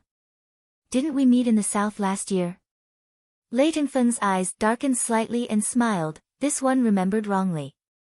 Last year in the south, Su Qingchen had caused him no small amount of trouble. Lei Tengfeng naturally would not underestimate this seemingly free and unrestrained young man who had been crowned as the world's #1 young master by the people of Dechu State. While this side was peaceful, the other side was not so polite. Mo Xiuyao casually sat next to Yi Li and leaned against the back of the chair. He lazily looked at Genom of Gojoseon and asked, Genom of Gojoseon has graced us with your presence. What brings you here?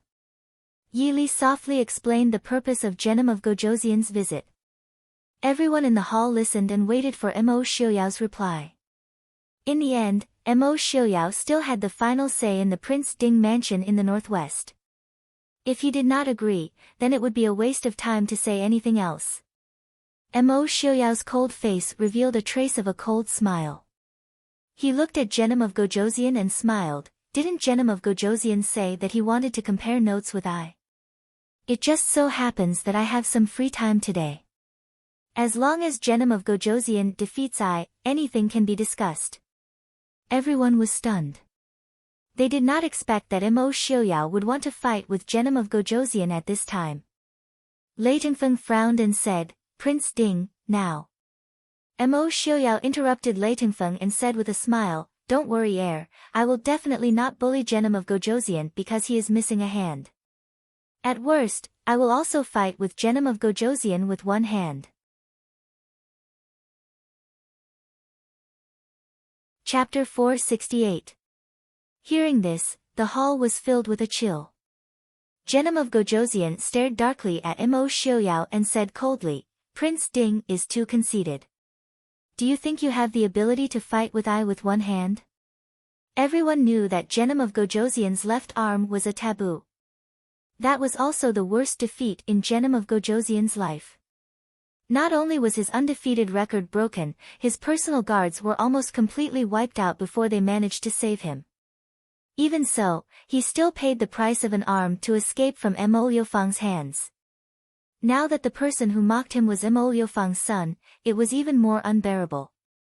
Mo Xiuyao didn't care about Genom of Gojoseon's anger, and said casually, It's still easier than waiting for Genom of Gojoseon to grow a new arm, right? Impudent. Genom of Gojoseon was furious. His right hand slammed heavily on the armrest, and he leapt into the air, sending a palm strike towards Mo Xiuyao. Mo Xiuyao snorted, and with a wave of his sleeves, he grabbed Yi Li with one hand and dodged Genom of Gojoseon's attack. When Genom of Gojoseon and the others chased after them, Mo Xiuyao had already landed on the ground with Yi Li in his arms. He even had the time to comb her hair that was blown by the wind. Then, he turned to face Genom of Gojoseon and took 2 steps forward, saying indifferently, Please. Genom of Gojoseon snorted coldly, and flew towards Mo Xiuyao.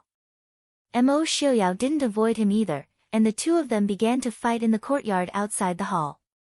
This action naturally attracted the attention of many people in the Prince Ding mansion. Everyone who heard the news stared at the fight between Genom of Gojoseon and Lei Tengfeng, who was watching from the side. Feng Zhiyao was even more anxious to see the world in chaos. He stood beside Yi Li and said with a grin, Wang Fei, has our prince's martial arts improved yet again? Prince Ding has single-handedly challenged the #1 master of West Hill. Once this news spreads, I don't know how many people will bow down to the name of our prince. The people present were all people with sharp ears and eyes, so they naturally heard Feng Zhiyao's words clearly. When he looked again, Prince Ding had indeed only used one hand when he was fighting with Genom of Gojoseon. His other hand was behind his back and did not move at all. Genom of Gojoseon naturally heard this as well. His expression became even more gloomy, and his moves became even more fierce. Even though it seemed fair to use one hand to fight with the other, there were not that many fools in this world. Genom of Gojosian had been crippled for more than 10 years, so he was already used to using one hand. Prince Ding, on the other hand, had always used two hands. Now that he was using only one hand, his combat power was definitely not as good as before. In this way, Genom of Gojosian would look bad if he lost, but it would also be dishonorable if he won. Even though the Prince Ding mansion had strict rules, the people who had free time were still quite relaxed. For example, at this moment, the people who had nothing to do to watch the fight between their prince and Genom of Gojosian had already started to bet on who would win and who would lose. However, the results of the bets were somewhat distorted. They were all betting that their prince would win. In this way, if they lost, they would not have to pay, but if they won, they would not have to pay, so the bets could not be opened. Feng Zhiyao smiled from ear to ear as he approached Lei Tengfeng and said, "Prince Lei, do you want to place a bet? Do you think our prince will win, or your family's king of axes?" Lei Tengfeng glanced at him indifferently. Naturally, he would not answer such a question. Feng Zhiyao did not mind his indifference. He turned and asked Yili, "Princess consort, what do you think?" Yili was focused on the fight in front of her, and did not have the mind to pay attention to Feng Zhiyao's words. Speaking of which, this was the first time she had seen the real fight between the world's top 4 masters. The others were also watching seriously. After all, such a fight was not common. For those who practiced martial arts, watching such a battle between experts was also very beneficial to their own martial arts cultivation. The only person present who was not interested was Su Qingchen. Even though young Master Qingchen was a genius, he did not know anything about martial arts. With his cultivation and knowledge, he naturally had no interest in watching the spectacle. Looking at the mesmerized crowd in the courtyard, young Master Qingchen could only helplessly leave quietly and return to his study to deal with his own matters. This fight lasted for nearly 4 hours, and the original bet quickly spread from the Prince Ding mansion to the entire Ruyang city. Han Mingxi, who had heard the news, rushed over to be the banker. He had people continuously broadcast the results of the fight to the outside world, and at the same time, set a new betting record. The citizens of Ruyang City naturally supported their prince without any hesitation. However, those who supported Genom of Gojosian did not say anything. Although the number of people who supported Prince Ding was not as many as those who placed their bets on him, the number of people who placed their bets was not a problem. Therefore, for a moment, the two of them appeared to be evenly matched. In the courtyard of the Prince Ding mansion, the two figures exchanged blows at lightning speed. Their speed was so fast that it was almost impossible to see their moves clearly. After the two palms met again, the two of them retreated a few steps back. Genom of Gojosian's expression was hidden. His originally gorgeous sleeves had been shredded by the fierce wind from the palms, making them look ragged. Mo Xiaoyao lowered his eyes slightly. His face was slightly pale, and a strand of snow-white hair fell in front of his face. It was obvious that it had been cut off by the wind from the palms. Genom of Gojosian laughed coldly and said, "Mo Xiaoyao, do you really think that you can use I with one hand?" Mo Xiaoyao raised his head and smiled faintly. "Why don't you try and see if I can cut off your other hand as well?" "Impudent brat!" Genom of Gojosian angrily rebuked. He waved his palm, and the force of his palm surged towards Mo Xiaoyao with the force of a landslide. Mo Xiaoyao's body turned, and like a spiral, he leapt up and turned in the air at a strange angle, directly aiming for Genom of Gojosian's right arm. "Father, be careful!" Lei Tengfeng cried out in alarm. Genom of Gojosian snorted coldly. His palms did not stop, and he quickly sent out a few palms to stop Mo Xiaoyao's attack. The two of them once again fought back and forth. Yili did not see the end of this competition. As she watched the sun set in the west, Yili got up and returned to her room to take care of her precious son. In any case, in the Prince Ding mansion, even if Mo Xiaoyao could not win against Genom of Gojosian would definitely not be able to hurt him. When she returned to her room, Mo Xiaobao was indeed fine. He was crying loudly in his wet nurse's arms. Because Yili did not like wet nurses to take care of children, Mo Xiaobao did not like to be carried by wet nurses other than when he was drinking milk. Even the two madams of the Su family were more liked by Mo Xiaobao than wet nurses. When Yili returned to her room, the two wet nurses were being tormented by Mo Xiaobao until they were covered in sweat. She walked over and took him into her arms. Mo Xiaobao's large eyes looked at his mother. He sniffled and rubbed his little nose in Yili's arms before falling asleep. Yili looked at the little bun in her arms with interest. She did not know if such a small thing could recognize people, but it was clear that the little baby could recognize her and Mo Xiaoyao. This proved that no matter how much Mo Xiaobao cried, as long as he was in her arms, he would definitely not cry again. Similarly, no matter how happy he was, as long as he was awake, he would definitely cry until the sky turned dark in Mo Xiaoyao's hands. Yili could not help but wonder where this 1-month-old little guy got so much strength and tears. Just as she was coaxing Mo Xiaobao to sleep, the servant outside reported that first Madame Su, second Madame Su, and young Miss Qin had arrived. Yili hurriedly had someone invite the three of them in. Eldest aunt, second aunt, older sister Zheng, why are you here? Why are you here? Yili carried Xiaobao out and asked with a smile. Chapter 469. Su de Furen smiled. I heard that there was a fight in the front yard. Although the Su family was not pedantic, but women generally did not go to the front yard, especially now that Qin Zheng was preparing for marriage and the two Su Furens also had to prepare for the wedding. Yili smiled and said, Aunt, you don't have to worry. His Royal Highness and Shilingzhen Nan Wang are just playing around. Even as women, they had heard of Genom of Gojoseon's reputation, how could they not be worried? So they sat in the parlor and chatted with Yili while waiting for news. Only when the sky was completely dark did Qing Wan run back and smile, reporting to Wang Fei, the fight in the front yard is over. Yili raised her eyebrows and smiled, who won? Qing Wan grabbed the end of her braid and said with some confusion, it seems that no one won and no one lost, it was a draw. But in the end, Genom of Gojoseon spat out blood, probably Genom of Gojoseon lost. Neither lost nor won. Then clearly won.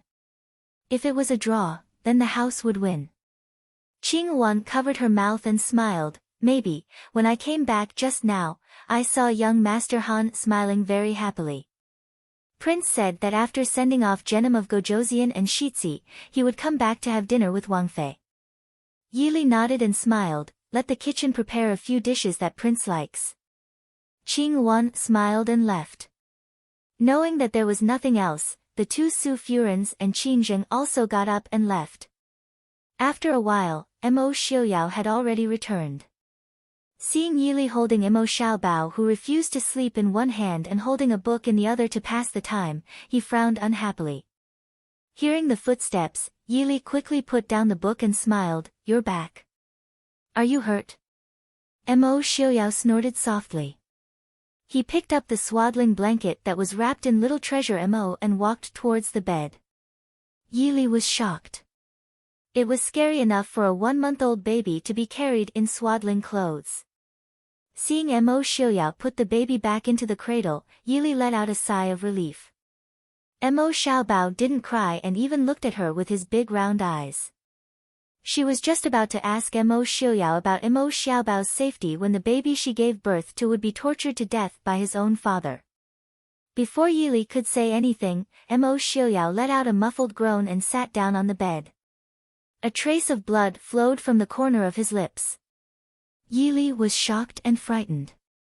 How could she still remember to blame Mo Xiaoyao as a father? She hurriedly got up and asked someone to call Shenyang over. Mo Xiaoyao reached out to grab her and shook his head.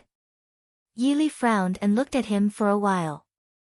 Other than his face being a bit pale, there was nothing wrong with him. Only then did she relax a bit.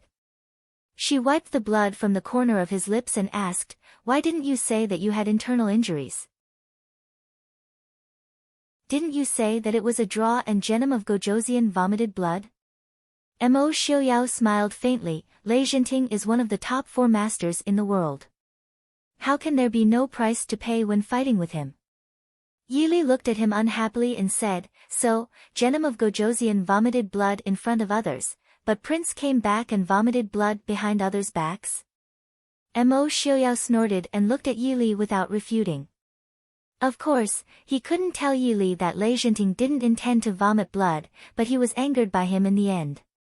So Lei Jinting didn't vomit blood because he was injured, but because he was angered. Mo Xiaoyao couldn't help but frown when he thought of Lei Jinting's last palm strike. The number 1 master of the West Hill was indeed worthy of his reputation. If they were to compare moves to his full strength, he might be able to beat Lei Jinting because of his uninjured hands. But if they were to compare internal energy, he seemed to be slightly inferior. But it didn't matter. He wasn't even 30 years old, but Lei Jinting was already close to 50 years old. If he could still beat Lei Jinting in terms of ability, then Lei Jinting's title as the number 1 master of the West Hill wouldn't be so genuine. Even if they didn't use their internal energy, he could still kill him. Whenever he thought of the way that old man looked at Yi Li, Mo Xiaoyao couldn't control the murderous intent in his eyes. Mo Xiaoyao suddenly felt that his last words to Lei Jinting were too tactful. That old and ugly man's face didn't even deserve to look at Yi Li. Thinking of something, Mo Xiaoyao thoughtfully raised his hand to touch the mask on his face. Yi Li looked strangely at the man who was sitting by the bed in a daze. She raised her hand to touch his forehead and asked, "What's wrong? Are your injuries too serious?" "It's nothing." Mo Xiaoyao smiled and said, "I'm just thinking about tomorrow's banquet. I don't know if Lei Jinting will be able to attend." Yi Li sat down beside him and said with a smile, "What's there to think about? The so-called banquet is just a formality. The truly important matters were dealt with before and after the banquet. The full moon banquet was just a show for ordinary people.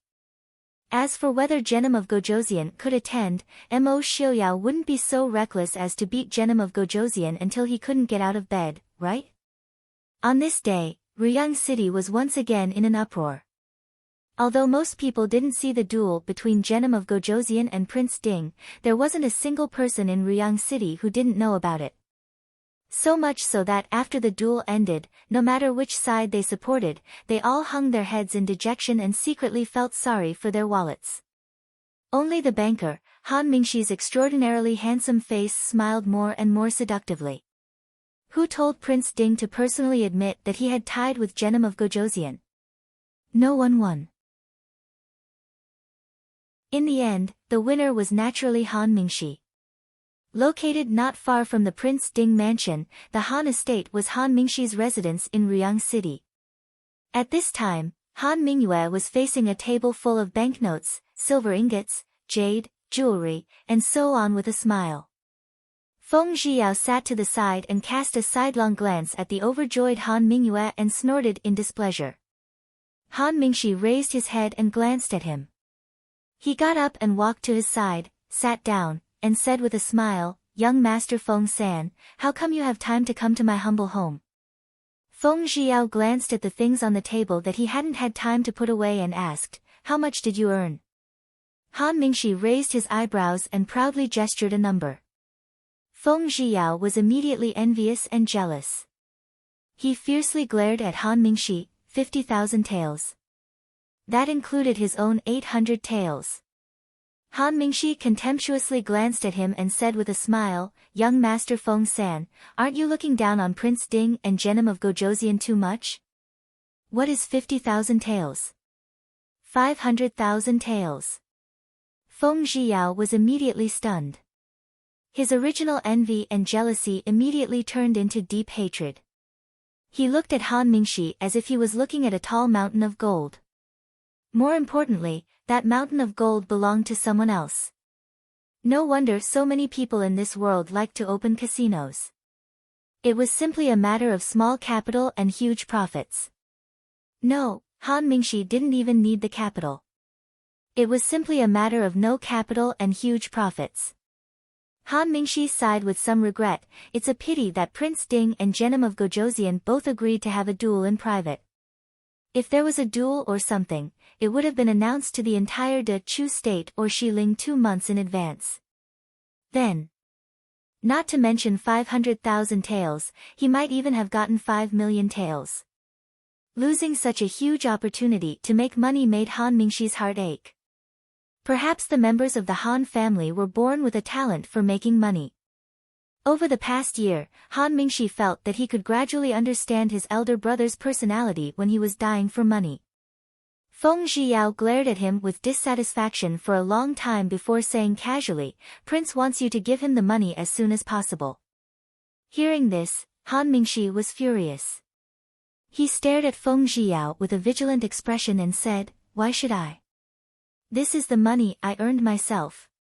Feng Zhiyao sneered, "Don't be silly. If Prince hadn't admitted to a draw in front of everyone in the end, do you think you could have won? Prince said that he would only take half of your money." Seeing how Genom of Gojoseon vomited blood on the spot, if Prince insisted that he had won, no one would have been able to object. When this matter was brought up, Han Mingxi's anger subsided. He asked curiously, what did Prince Ding say to Genom of Gojoseon in the end? Although his martial arts weren't very good, he still had some knowledge. Originally, Genom of Gojoseon hadn't been injured much after the last palm strike. At least, he hadn't vomited blood on the spot. After Prince Ding said something to Genom of Gojoseon's ear, he saw a mouthful of blood spurt out from Genom of Gojoseon's mouth. It was clearly because he was angry.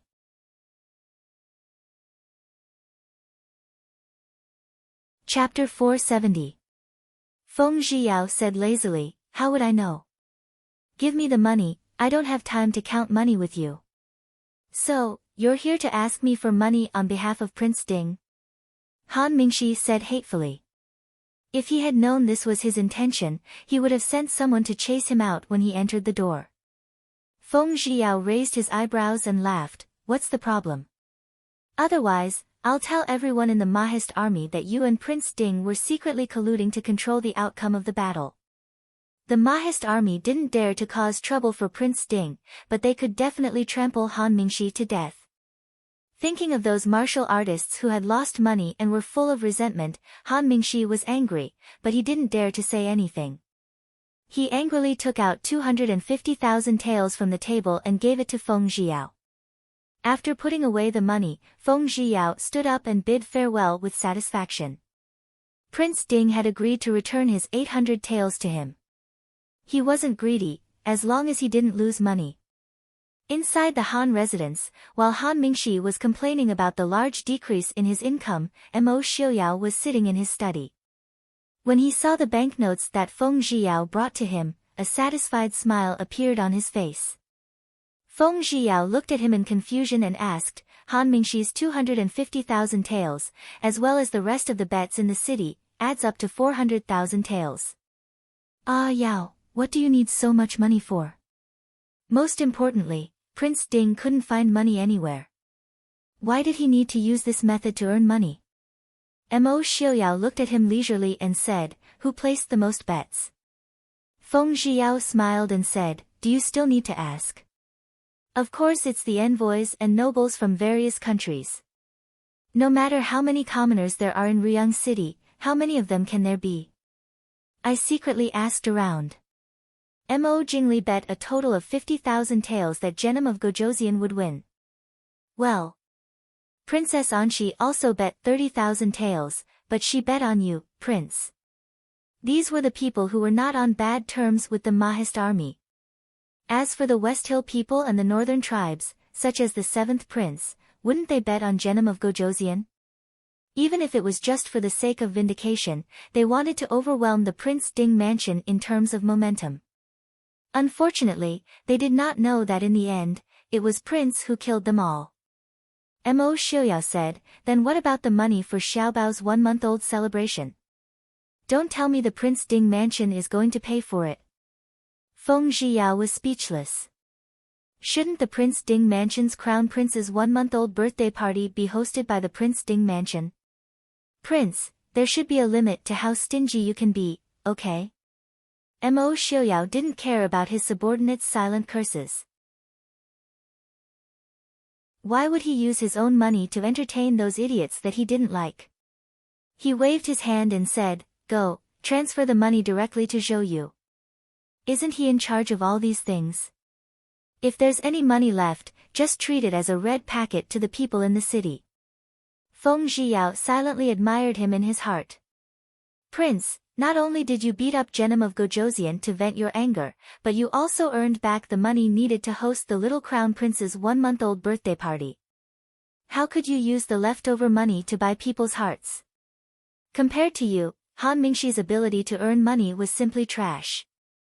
The entire Ruyang city was in an uproar for nearly half a month. Prince Ding's 1-month-old birthday party was finally held as scheduled. In fact, the so-called banquets, whether it was a 1-month-old birthday party, a wedding party, or even a coronation party, were all the same. The only difference was the size of the party. The banquet this time was the same as the previous one. It was still held on the tower in the east of Ruyang City. When Mo Xiuyao held Yi Li's hand and walked up to the main seat on the tower, everyone couldn't help but be stunned on the spot. Mo Xiuyao, who always wore a silver half-mask, finally took off the mask that had accompanied him for nearly 10 years. However, what was exposed in front of everyone's eyes was not the hideous scars and face that they had originally expected. Under the candlelight, silvery white hair casually draped behind his back. Only a silver ribbon casually tied up the hair. Under the cover of a few strands of silver hair was Mo Xiuyao's handsome and upright face. The people sitting below couldn't even see a small wound, let alone a hideous scar. What was displayed in front of everyone was clearly a somewhat pale but absolutely handsome man. At this moment, the handsome man present was naturally not good. However, only the white-clothed young master Qingchen, Su Qingchen, could be compared with the unreachable white-haired man who was dressed in a dark purple noble robe on the high platform. However, young master Qingchen's expression was indifferent. His white robe made him look like a celestial being who had descended, as clear as a lotus and as quiet as the moon. However, the white-haired man was like the sharpest sword, the most noble and gorgeous jewel, the coldest and most icy snow at the peak of a mountain. Even his smile seemed to carry a frightening chill and pressure. As expected of Prince Ding. With such elegance, who else in the world but Princess Ding is a match for him? Even though her heart was tied to Su Qingchen, Princess Anqi couldn't help but sigh as she looked at Mo Xiuyao. Hearing this, Mo Xiuyao raised his head and looked at Yi Li, who was standing side by side with Mo Xiuyao. He smiled faintly, his eyes filled with gratification. When Li had been betrothed to Mo Xiuyao, the Su family had felt guilty. If Li's marriage to Prince Ding was due to King Li's abandonment, the Su family had at least half of it. Now that they saw Prince Ding standing side by side with Li, the Su family was naturally overjoyed. Princess Anqi's words are reasonable. I've long heard that King Ding's consort is outstanding. She truly lives up to her reputation. On the other side, the crown prince of the northern tribes, Yelu Hong, added. He raised his head and looked at Yi Yuli with admiration. Yi Li was naturally a beautiful woman, but her appearance couldn't be considered devastatingly beautiful. What was truly attractive was the aura and expression she exuded. Standing beside Mo Xiuyao, even the most beautiful woman in the world would be reduced to a foil. However, Yi Li wouldn't. She stood calmly beside Mo Xiuyao, a gentle and elegant smile on her lips. Her beautiful and tranquil face, coupled with her distant and calm eyes, was like a peerless peony quietly blooming. Who said that peonies had to be grand and magnificent? She was beautiful, dignified, and natural.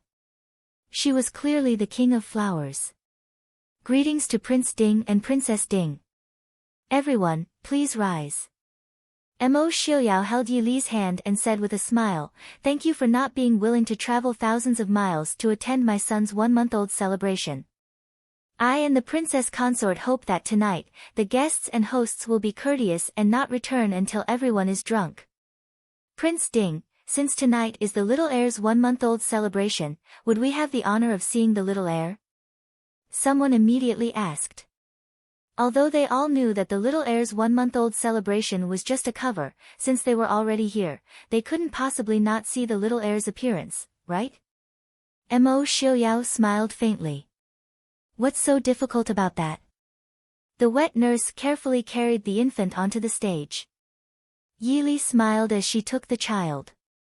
Looking down, Yili saw that even though it was late, Mo Xiaobao still hadn't slept. His round and watery eyes looked at Yili. It was unknown if he could really recognize Yili or if he was familiar with her scent, but once he was in Yili's arms, he immediately giggled. Yili lifted him up slightly so that the people below could see Mo Xiaobao's appearance. The little guy wasn't afraid of strangers and obediently laid in Yili's arms, looking at the people below with his large eyes. He didn't care at all that he couldn't see the people and things below. The little crown prince is really talented and full of spirit. Everyone praised him. Yelu Yi, who was seated below, laughed loudly and said, "Prince Ding, I wonder if the little heir has received his name."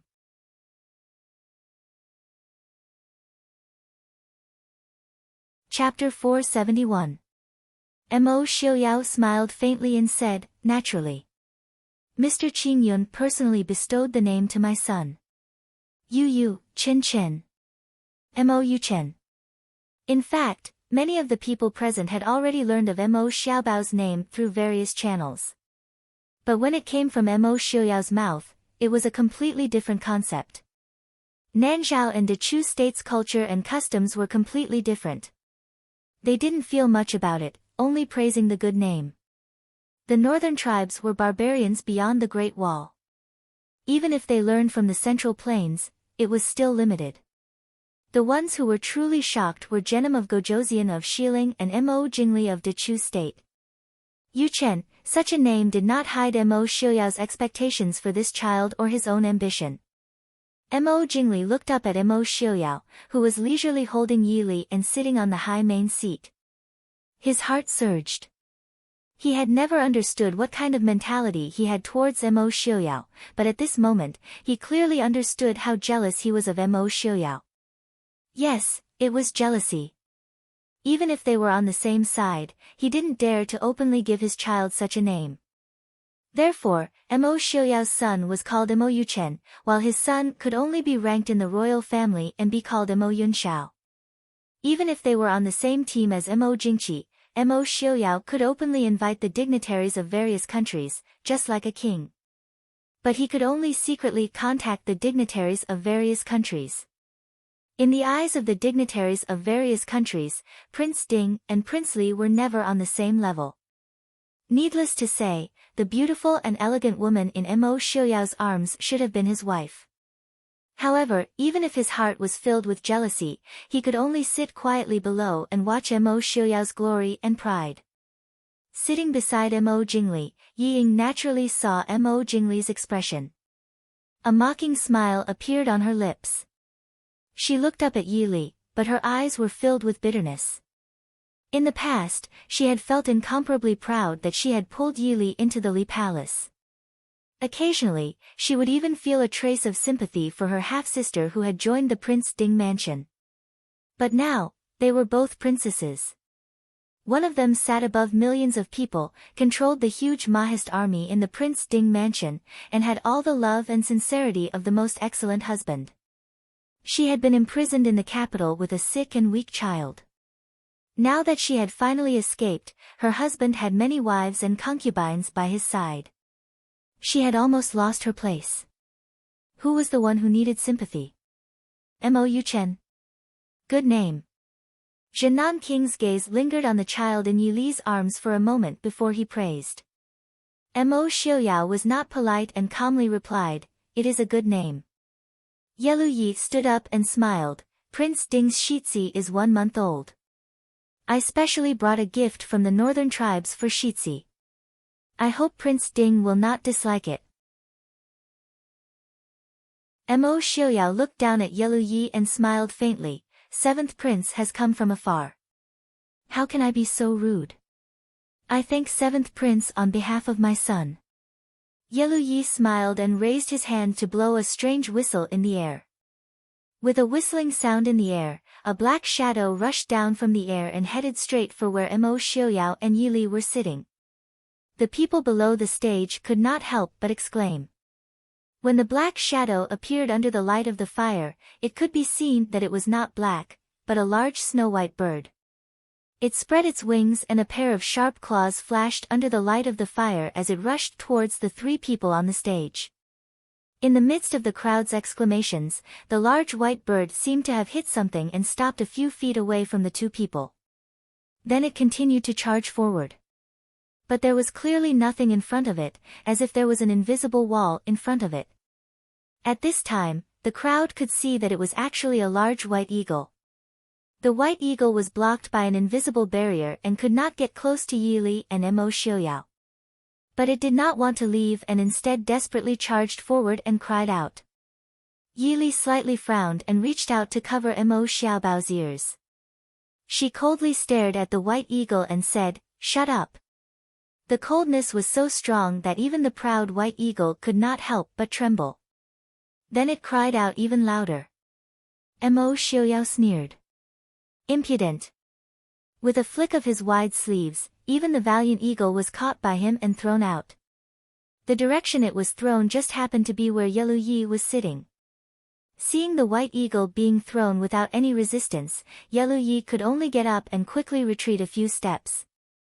The white eagle just happened to land on Yellow Yi's empty chair. The dizzy white eagle couldn't tell the difference between a person and a person. As soon as it got up, it charged towards Yellow Yi. Yellow Yi was shocked. This white eagle was the most ferocious bird in the northern militant grassland. Even wolves were afraid of it. If one was scratched by its claws, even if they did not die, they would lose half their life. Yellow Yi hurriedly blew his whistle in an attempt to control the white eagle, but the white eagle had just been thrown to the ground by Mo Xiaoyao and was seeing stars. When it heard the whistle, it habitually rushed forward. Yellow Yi had no choice but to use his qinggong to retreat to the side. Thus everyone watched as Yellow Yi was chased around by the white eagle they sent over. They could only look at each other, not knowing whether to laugh or pretend they did not see anything. Mo Xiaoyao squinted his eyes to enjoy the farce in front of him. Yi Li held Mo Xiaobao and also indifferently looked at the little fellow who was occasionally reaching out to tease him. Mo Xiaoyao's roll and toss just now was not that simple. Yi Li was sitting beside him and clearly saw Mo Xiaoyao sprinkle some strange medicinal powder on the white eagle's body. Although she did not know what it was, she could make a guess based on the white eagle's behavior. The best part was that the white eagle was flying around. Even if they caught it later, they might not be able to find any medicinal powder on its body. More importantly, the white eagle was sent over by the northern militant people. Even if there was anything, it was their own business. Seeing Yellow Yi being chased around by the dizzy white eagle, Yi Li faintly smiled. "All right, come and take down the seventh prince's gift."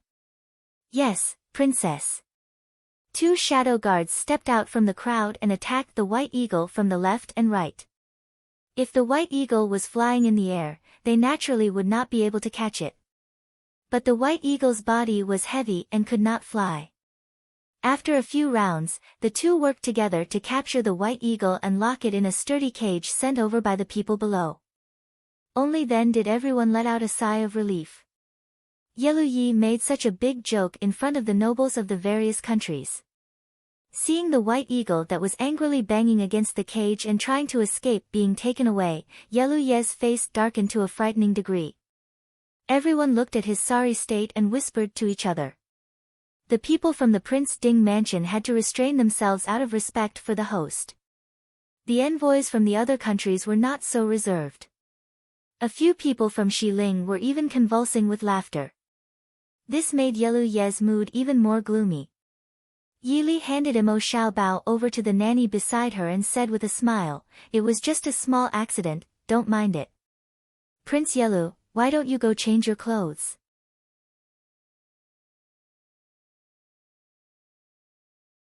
Chapter 472. Yellow Hung nodded and said, "Princess is right. Seventh brother accidentally disturbed the prince. Princess, please forgive him." Seventh brother, go quickly. Yelu Hong and Yelu Yi had always been at odds with each other in the northern tribes. It was an understatement to say that they wanted to kill each other. But now that they were in the Dechu state, they had no intention of fighting each other. Yelu Hong only gave a faint reminder. Yelu Ye's expression was ugly as he cupped his hands towards Yi Li and Mo Xiuyao. He turned and left to change his clothes. The little episode just now did not affect everyone's mood. It was still Yelu Hong who stood up and smiled. Since seventh younger brother is the first to present a gift, this prince represents the northern tribes and imperial father to prepare a gift for the little heir.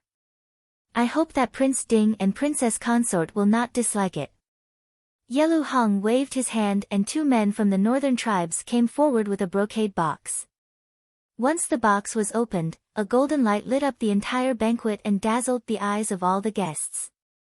There was also an eagle in the brocade box, but it was different from the white eagle that was charging around. This was a golden eagle. It was almost the same size as the white eagle and was cast from gold. It was lifelike. Even the eyes of the golden eagle were inlaid with two green gemstones. Just by looking at the weight of the two men from the northern tribes, one could tell that this was definitely not a gold-plated object. It was a golden eagle cast from real gold. Even though there were many gold mines in the northern tribes, this gift from the northern tribes was definitely worth it. Mo Xiuyao nodded and smiled, "Thank you, Crown Prince of the northern tribes, for your generous gift."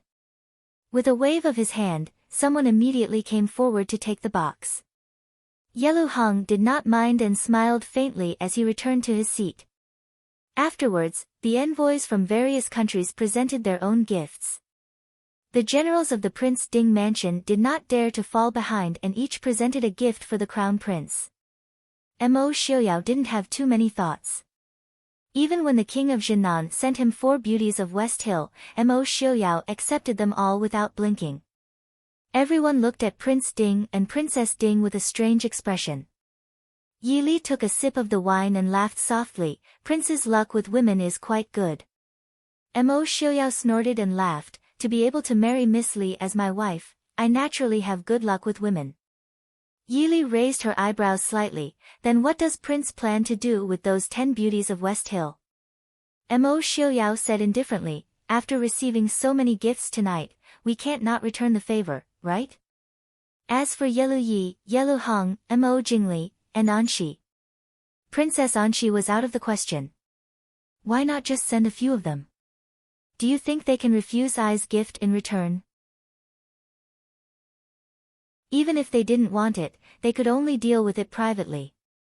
They absolutely couldn't embarrass him in public. Hearing this, Yi Li's lips couldn't help but twitch. Mingxi and Feng San are right. Prince is becoming more and more stingy. Not only did he bet on his son's 1-month-old birthday party, he even had to pay for the gifts given by others. Mo Xiuyao laughed, "Miss Li, you can't blame me for being stingy. Who asked us to have so many people in the Mahist army to eat and drink? Also, 2 days ago, I saw a set of beautiful jewelry from the western regions. It suits Miss Li very well. It cost me a total of 60,000 taels of silver." "Oh. For me?" Hearing the price tag of 60,000 taels of silver, Yi Li frowned slightly. That was 60,000 taels of silver, not 60,000 yuan. But hearing that Mo Xiuyao gave it to her, she was still somewhat happy. There was no woman who didn't like a gift from her husband. Mo Xiuyao nodded and complained, "These people really don't know anything.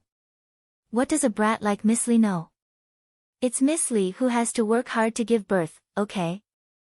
If they want to give a gift, they should give it to Miss Li." Everyone in the hall looked strangely at the harmonious couple on the main seat.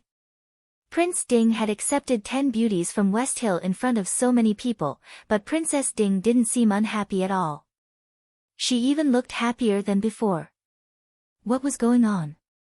It didn't look like she was pretending to be happy. Before anyone could say anything, a sharp voice suddenly came from below the city tower, "The imperial edict has arrived." Everyone was stunned. Most people couldn't react to what was going on. Where did the imperial edict come from in the middle of the night? The city gates should have been closed by now, right? Also, the emperor of Dechu state was very strange. He didn't even show up before the celebration for Prince Ding. Now, the banquet was halfway through before he came out to scare people.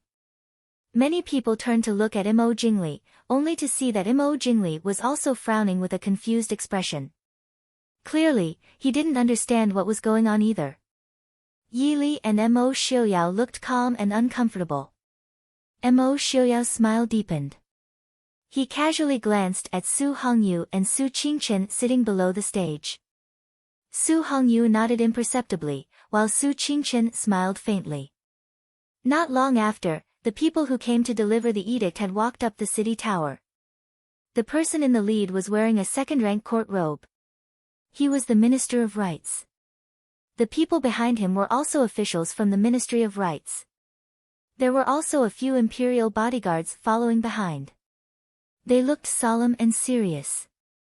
The Minister of Rights held the imperial edict with both hands and raised it above his head. He said loudly, "The imperial edict has arrived. Mo Xiaoyao, receive the imperial edict." Everyone was in an uproar. They weren't here to celebrate Prince Ding's 1-month-old birthday. They were clearly here to cause trouble. Mo Jingli led Yi Li and the others to kneel and receive the imperial edict. Although he didn't like his older brother the emperor, he was still princely of Dechu state. He still had to act on the surface. As for the others, they weren't so polite. The generals and officials of the Mahist army pretended not to hear. They continued drinking and chatting. The so-called imperial edict in the northwest was worse than a piece of paper. As for the envoys from the Western Hill and Northern tribes, they looked like they were watching a show. Mo Xiaoyao, who was sitting on the main seat, clearly didn't have any intention of rising to receive the imperial edict. As a result, only Mo Jingli and the others were kneeling. Mo Jingli was secretly angry. He couldn't help but curse his brother the emperor for being so meddlesome. Clearly, the Minister of Rights didn't expect this situation. He looked at Mo Xiaoyao, who was leaning lazily on the high platform and looking down at him. The Minister of Rights said in a low voice, "Mo Xiaoyao, receive the imperial edict." "Read it," Mo Xiaoyao said lightly. The Minister of Rights frowned. He was about to speak when Mo Xiaoyao sat up and stared at him. "Either read the thing in your hand, or take it and get out of Ruyang City. I am in a good mood tonight. I don't want your worthless lives." Impudent. The Minister of Rights was so angry that his face turned red. He pointed at Mo Xiaoyao and couldn't say anything for a while. Mo Xiaoyao had already been stripped of his title by the emperor, but he still dared to be so arrogant. He clearly didn't care about the court or the emperor. "Your Highness Princely." The Minister of Rights wasn't an idiot. He naturally knew that he didn't have the ability to go against Mo Xiaoyao. He could only look at Mo Jingli, who was kneeling on the side. Mo Jingli's face was gloomy. He felt that he had lost all face because of this emperor brother. He stood up and looked coldly at the Minister of Rights. "Didn't you hear? Do you really want to be thrown out without reading the imperial edict?" The Minister of Rights' face twisted a few times. In the end, he swallowed his anger. After all, the emperor had sent him here to pass on this imperial edict. If he was thrown out without reading it, then he definitely wouldn't have a good time when he returned to the capital. Taking a deep breath, the Minister of Rights unfolded the bright yellow silk and read aloud, "By the will of the heavens, the emperor decrees, Mo Xiaoyao, a commoner, is impudent and presumptuous. He has raised an army for his own sake and has conferred himself the title of prince. He has rebelled against his superiors. Yunzhou's Su family has colluded with rebels and conspired to overthrow the country. Mo Xiaoyao has stripped them of their imperial surname and demoted them to lowly commoners. Yunzhou's Su family is to be executed by the emperor."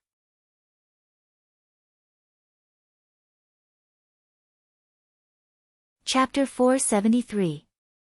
The entire city gate tower was silent. Even the voices of the peddlers on the street not far from the city gate tower could be heard clearly. Everyone couldn't help but look at the Ministry of Rights official holding the imperial decree like they were looking at a madman. What was the use of that? Was Mo Xiuyao someone that you could demote as you wished?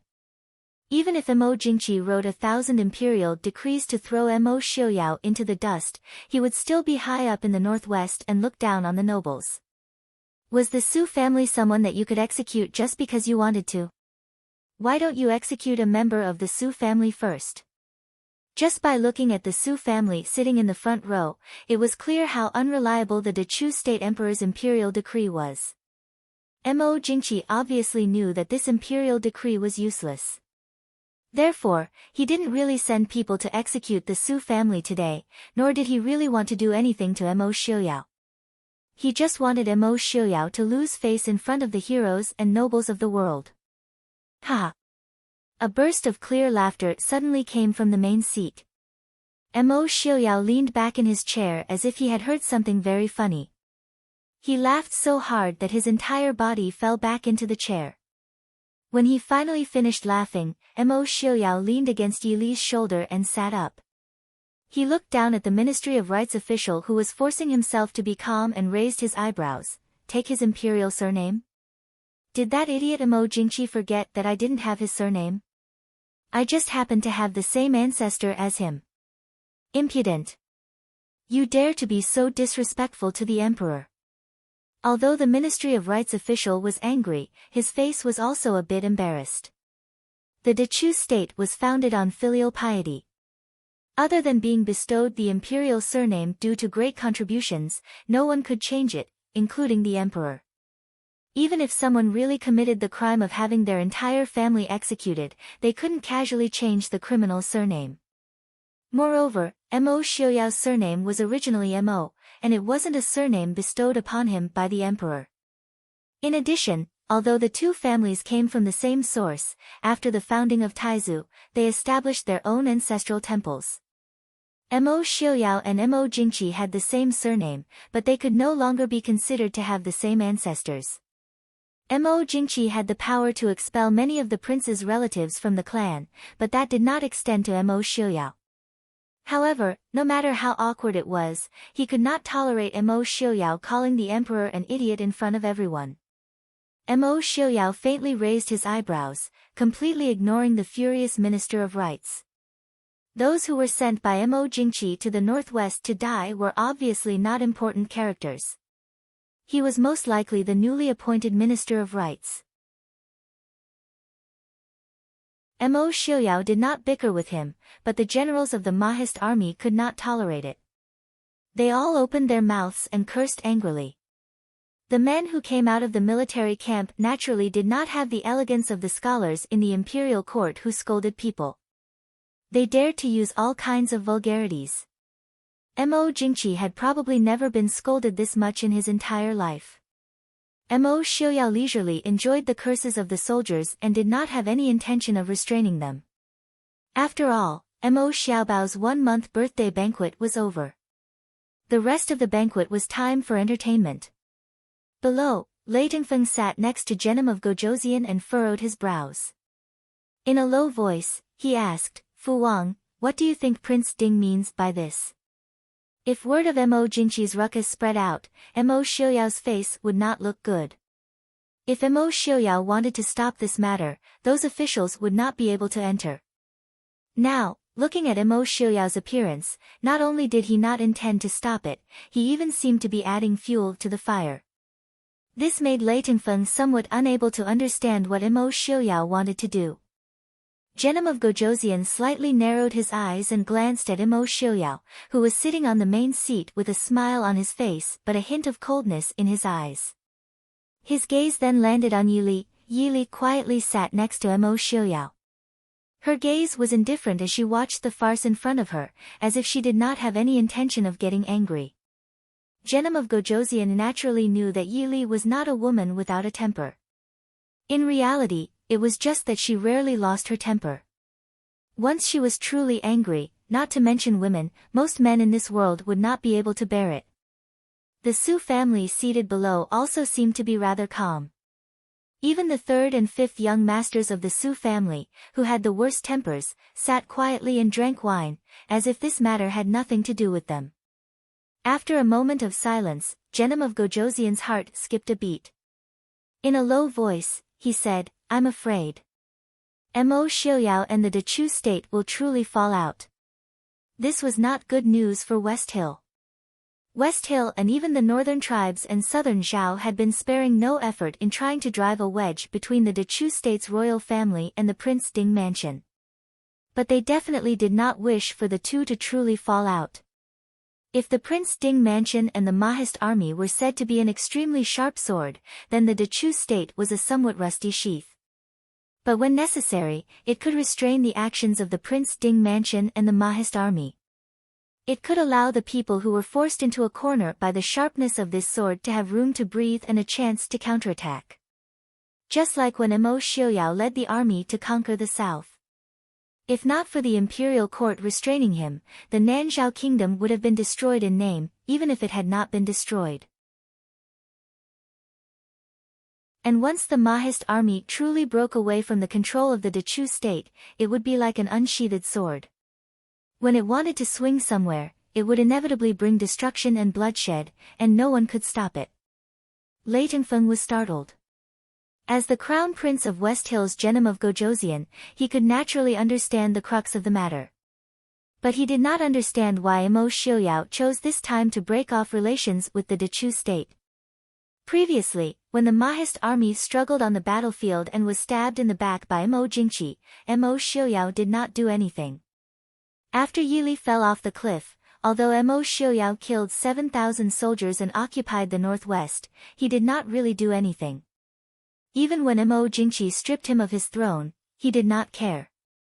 But today, looking at the situation in front of him, Lei Tengfeng understood that Mo Xiaoyao did not intend to continue enduring. Was it because of the Su family? He looked at the calm members of the Su family sitting across from him. From the white-haired Master Qingyun to the oldest fifth young master of the Su family, each of them had an extraordinary aura. But if it was said that Mo Xiaoyao officially broke off relations with Mo Jingqi because of them, it would not make sense. After all, the Su family had been in the northwest for many days. Genom of Gojoseon laughed coldly and said lightly, "Mo Xiaoyao is right. Mo Jingqi is really an idiot." He fell into Mo Xiaoyao's trap. Mo Xiaoyao was waiting for him to make the first move. With the pride of the Mahist army, it would be strange if they did not make trouble after being humiliated by Mo Jingqi. Amidst the shouting and cursing, Mo Xiaoyao calmly raised his hand. The shouting and cursing of the Mahist army immediately quieted down. Everyone looked at Mo Xiaoyao, who slowly stood up from his seat, and Yili, who stood up with him. The two of them stood side by side high up in the air, making everyone feel as if they were looking up to them. Mo Xiaoyao smiled coldly as he looked at the Minister of Rites, whose face was green with anger. Then his gaze swept over Mo Jingli. Mo Jingli's heart suddenly tightened. He stared closely at Mo Xiaoyao. The hands behind his back also secretly clenched. Mo Xiaoyao, what are you trying to do? Mo Xiaoyao said, I know what Mo Jingqi wants to say. Since everyone is here today, I also have some things to say. After you hear it, I will bring it back to Mo Jingqi without missing a single word.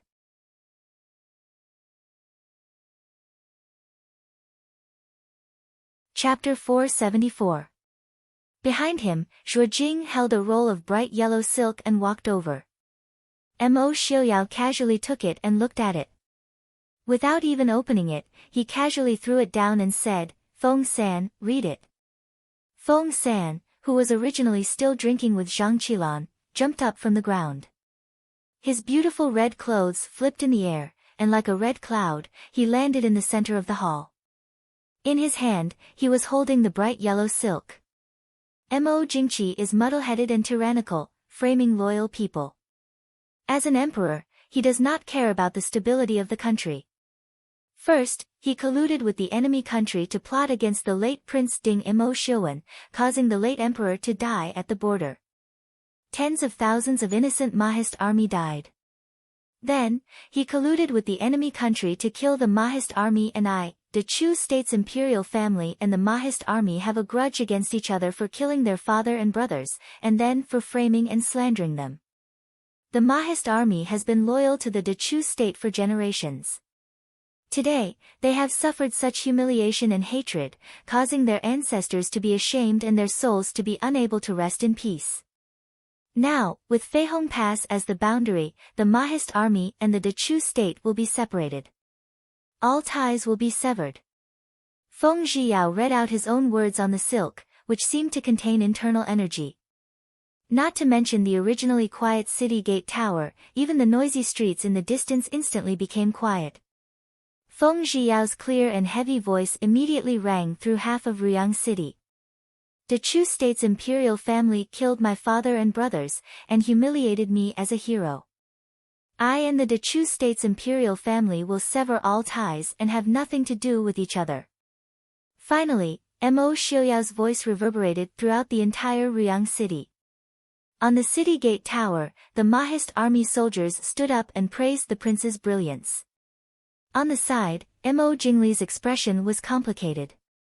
The Minister of Rights, whose face was originally ashen, was now pale and on the verge of collapse. Mo Xiuyao's resolute voice made it clear that the Mahist army that had protected the Chu state for over 100 years would no longer have any connection with the Chu state. Although the northwest of the Chu state had the Mahist army as a barrier to stop the West Hill, the black figure that had never retreated for 100 years could no longer be seen at the border between Nanzhao and the northern tribes. The Mahist army had protected the Chu state for 100 years, but it had finally come to an end tonight. No one could say anything, not even Mo Jingli or the Chu state's officials. The entire tower was silent. Everyone looked up at the young man and woman who were standing side by side on the main seat. Everyone thought the same thing in their hearts: this chaotic world is really coming.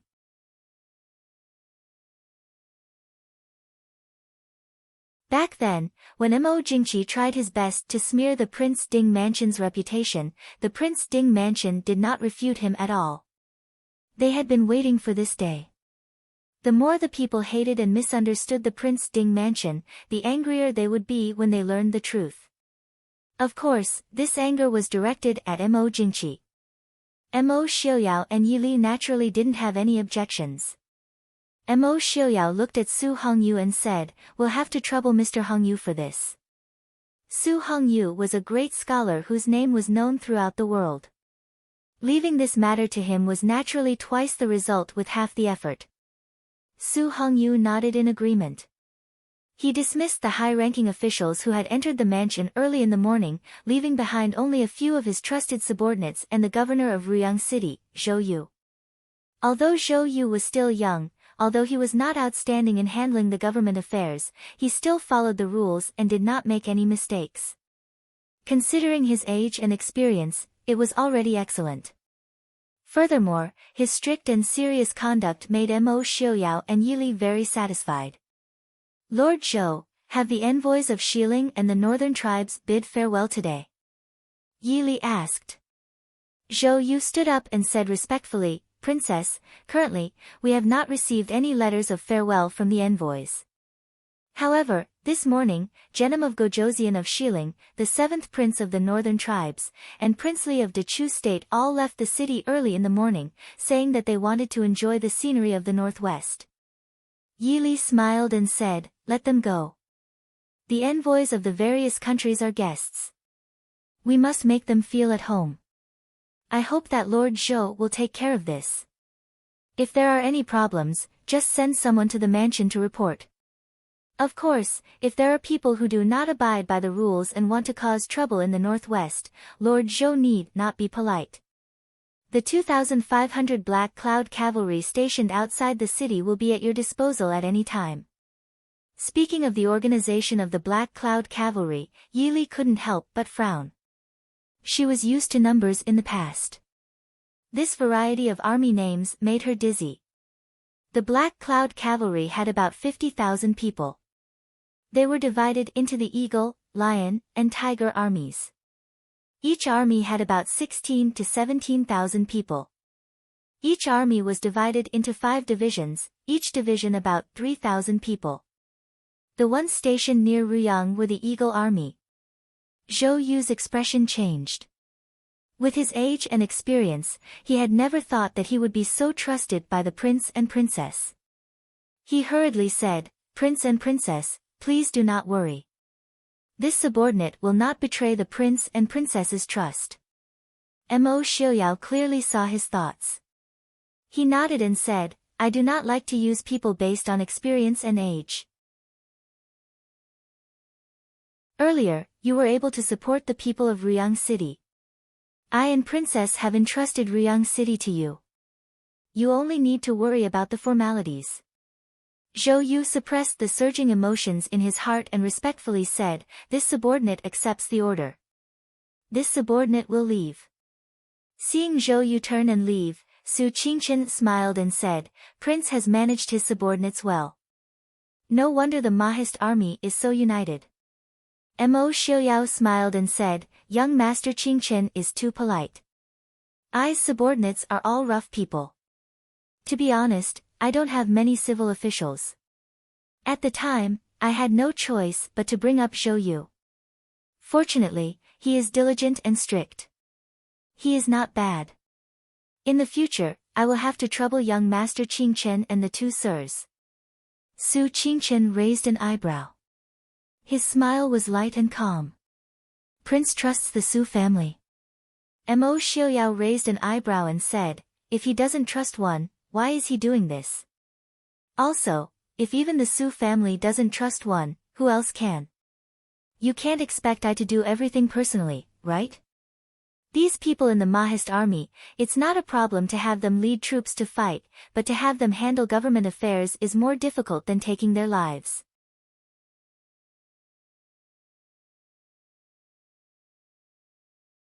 Chapter 475. On the side, Lu Jingxian nodded in agreement. When they had just taken over the northwest, a large number of officials had been replaced. These generals had also been in charge of local affairs for a period of time. Those days were simply unbearable to look back on. On the side, Lu Jingxian nodded in agreement. When they had just taken over the northwest, a large number of officials had been replaced. These generals had also been in charge of local affairs for a period of time. Those days were simply unbearable to look back on. After chatting and laughing for a while, everyone's expression became serious and they began to talk about serious matters. Su Hongyu asked, "Now that the Northwest has really drawn a clear line with the Dechu state, what does the prince plan to do first?" Mo Xiaoyao respectfully said, "Please guide me, teacher." Su Hongyu shook his head. "Prince doesn't need to be so polite. I'm sure the prince knows what to do. There's no need for this old man to guide you. This old man's opinion is that the first thing to do is to reunify the positions of the officials, as well as the prince's real position in the northwest for the Mahist army." Mo Xiaoyao was silent for a moment, then said, "Reunifying the positions of the officials is imperative. But I don't understand the so-called position of the Mahist army and the northwest that teacher spoke of." Su Hongyu looked at him and said, "Now the Northwest and the Dechu state no longer have anything to do with each other. So how does the prince plan for the future of the Northwest and the Mahist army? Will each occupy a region and peacefully maintain the status quo? Or will you open up new territory and unify the world?" Su Hongyu said the words "unify the world" very softly, but in everyone's ears, it was as loud as thunder. Perhaps it wasn't appropriate to say this when they had just broken away from the Dechu state, but it was also the most realistic problem. The Mahist army had divided the northwest and was surrounded by enemies.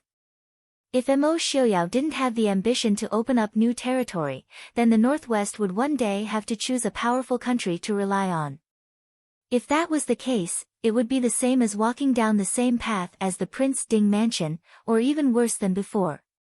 As such, the Mahist army could only move forward and not retreat.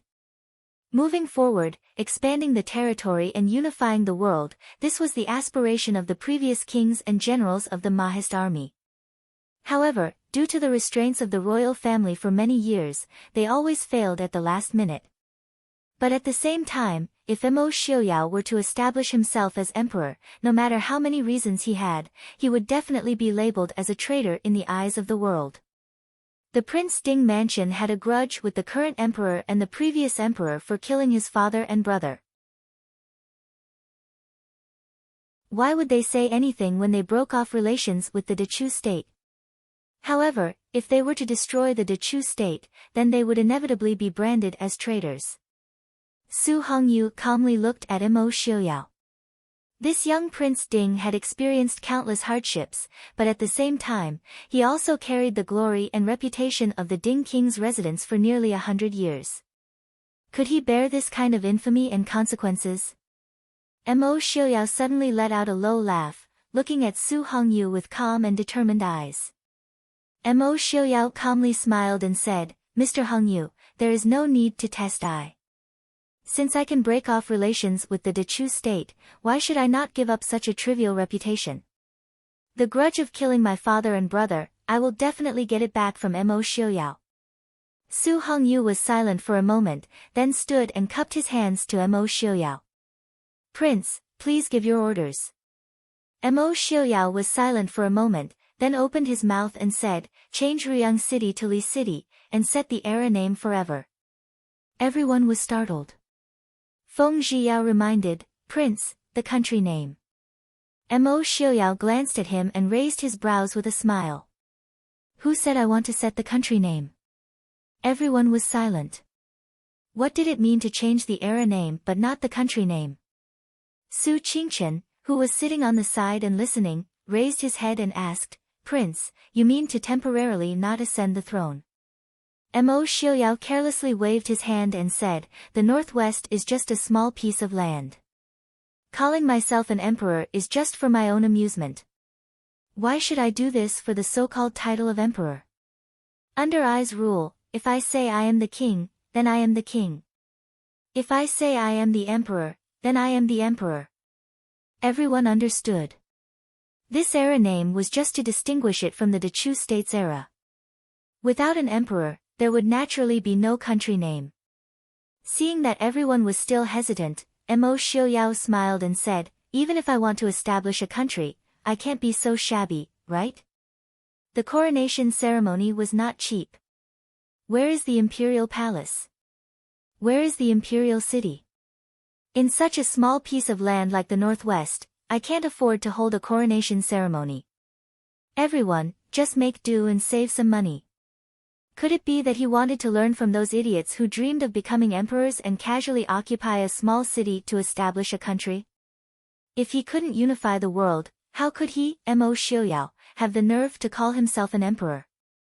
Su Hongyu sighed softly and nodded, "It is good that the prince has such ambitions. Let's do as the prince says." Su Hongyu sighed softly and nodded, "It is good that the prince has such ambitions. Let's do as the prince says." The day after Prince Ding's full moon banquet, a shocking thunderbolt was thrown from the Prince Ding mansion. With Ruyang City as the base, Prince Ding officially announced that he controlled 5 states and 17 cities to the west of Feihong Pass in the northwest. Ruyang City was changed to Glass City and the era name was changed to Yongding. From then on, the northwest to the west of Feihong Pass was officially separated from the Dechu state. In the guest house, Genom of Gojoseon was also startled when he heard the news from his subordinate. Glass City. Yongding. Mo Xiuyao has really made up his mind to not care about the Dechu state. Lei Tengfeng, who had just hurried back, put down his teacup and disdainfully pursed his lips. If I were Mo Xiuyao, it would be good enough if he didn't immediately send troops to kill his way into the Chu capital. Lei Tengfeng was both confused and disdainful of Mo Jingqi's self-destruction. Genom of Gojoseon glanced at his son and smiled faintly. "You look down on Mo Jingqi. Do you think that if you were him, you would do better than him?" Lei Tengfeng frowned. He knew that his father wouldn't ask such an obvious question for no reason.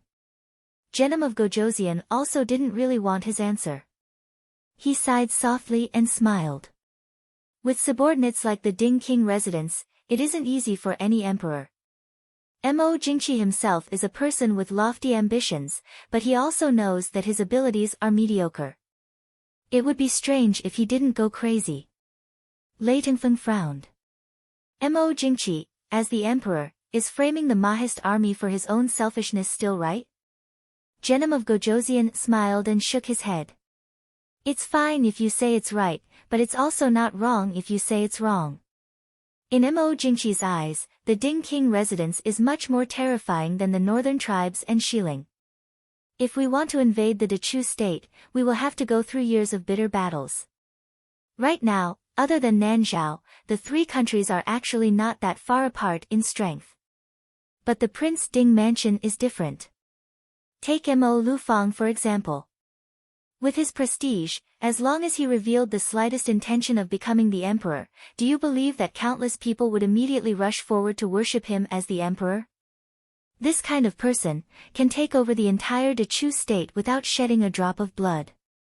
Do you think that he or the northern tribes and Xiling are more terrifying? But Lei Tengfeng wanted to refute. Genom of Gojoseon interrupted his words. Do you want to say that Mo Lufang and the Prince Ding mansion don't have the ambition to rule the world? Lei Tengfeng hesitated for a moment before nodding. Genom of Gojoseon smiled. If you are Mo Jingqi, do you really believe that the Prince Ding mansion won't pose a threat to you? Lei Tengfeng furrowed his brows in deep thought. He completely put himself in Mo Jingqi's shoes. After thinking for a long time, he raised his head, but his face was already ashen and his forehead was covered in sweat. Genom of Gojoseon smiled in understanding. Do you understand now? The Prince Ding mansion's fault isn't that they are ambitious, but that they are too powerful. No emperor can tolerate such an existence. How can they tolerate others sleeping beside their bed? If the emperor himself is strong enough, he can still carefully maintain the balance and even suppress them. It's a pity, the royal family of the Dechu state is getting weaker with each generation, while Mo Lanyun's descendants are getting stronger with each generation. This is probably fate.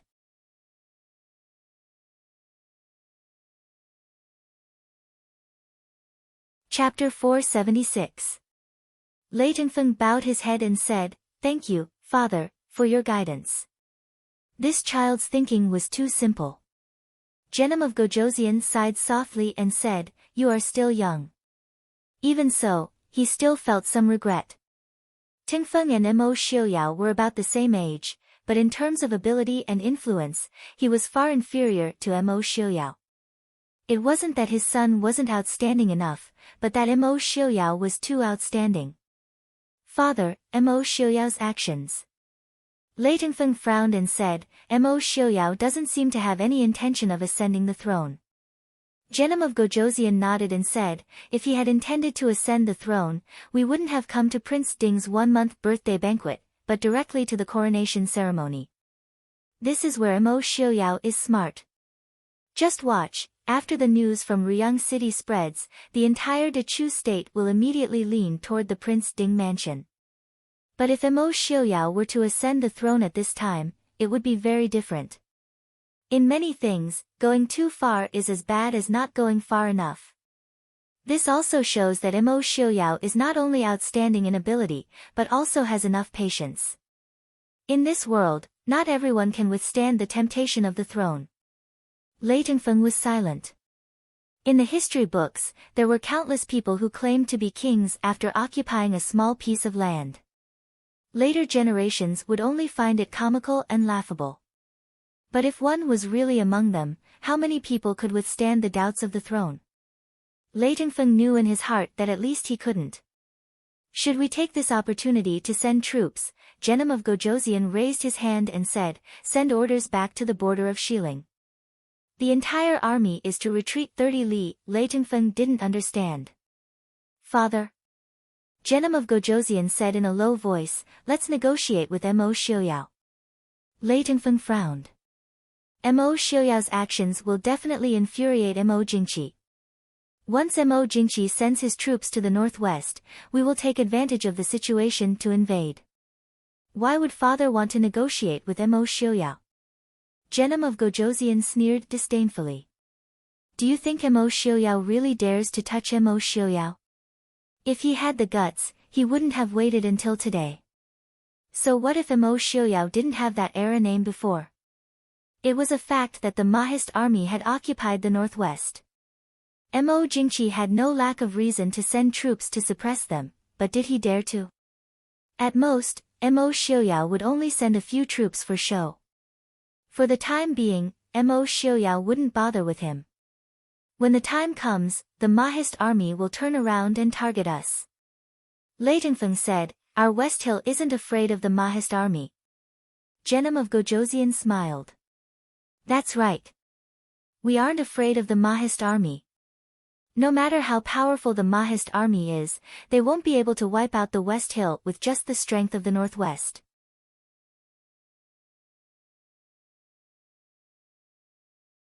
Emperor, please reconsider.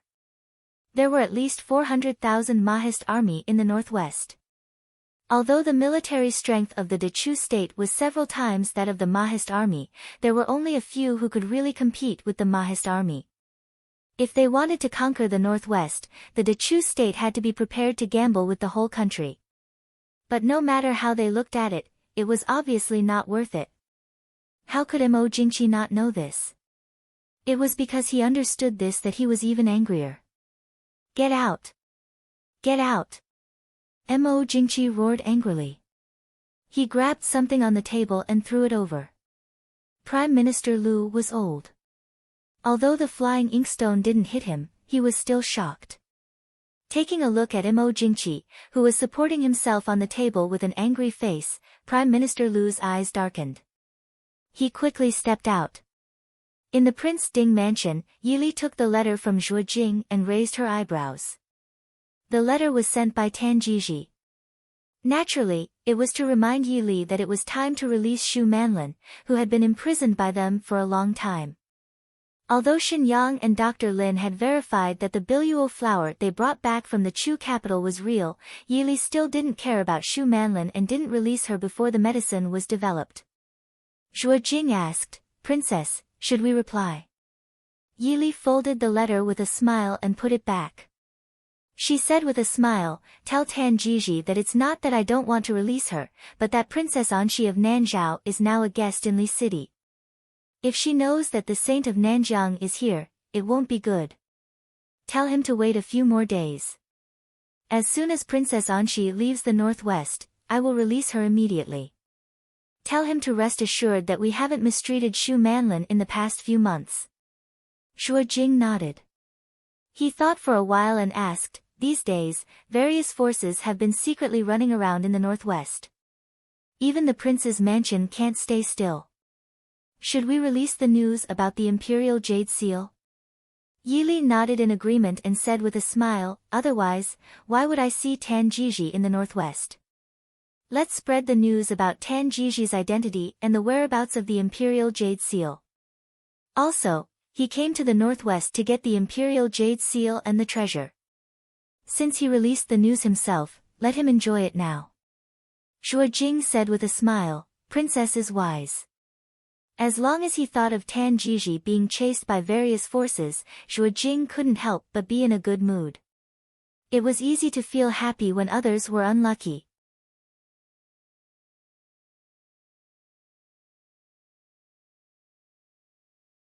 Chapter 477. Wang Fei, there's one more thing. Yanwang Chamber of Commerce's sickly scholar has appeared in the northwest. He entered the city early this morning and is staying at an inn in the city. After he finished talking about Tan Jiji, Zhuo Jing changed the topic and talked about another matter. Sickly scholar was definitely someone that the Prince Ding mansion had to monitor, whether it was his personality or his enmity with the Prince Ding mansion. If it wasn't for Ling Taihan's face and the friendship between Ling Taihan and Su Qingchen, Yili definitely wouldn't mind making the first move and killing this person. Send someone to keep an eye on him and inform Ling Taihan.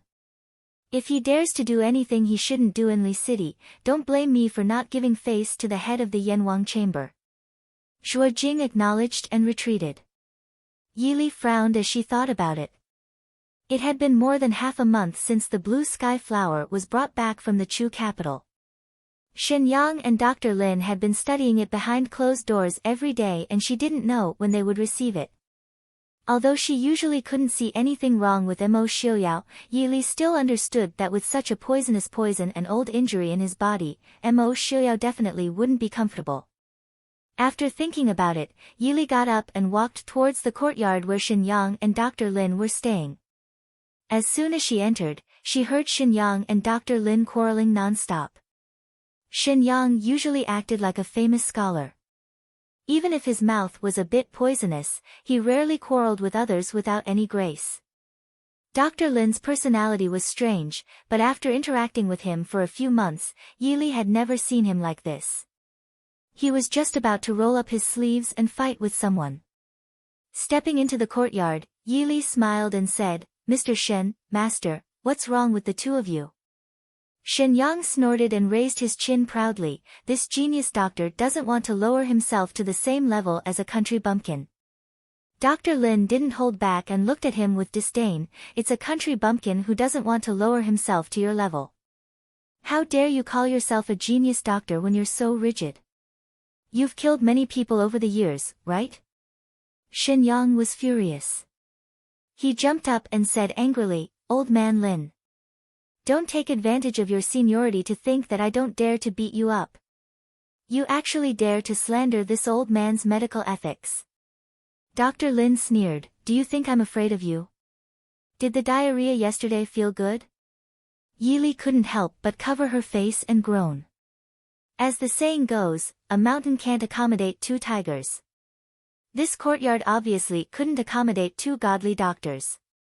In the beginning, the two of them were chatting as if they wished they could have known each other earlier.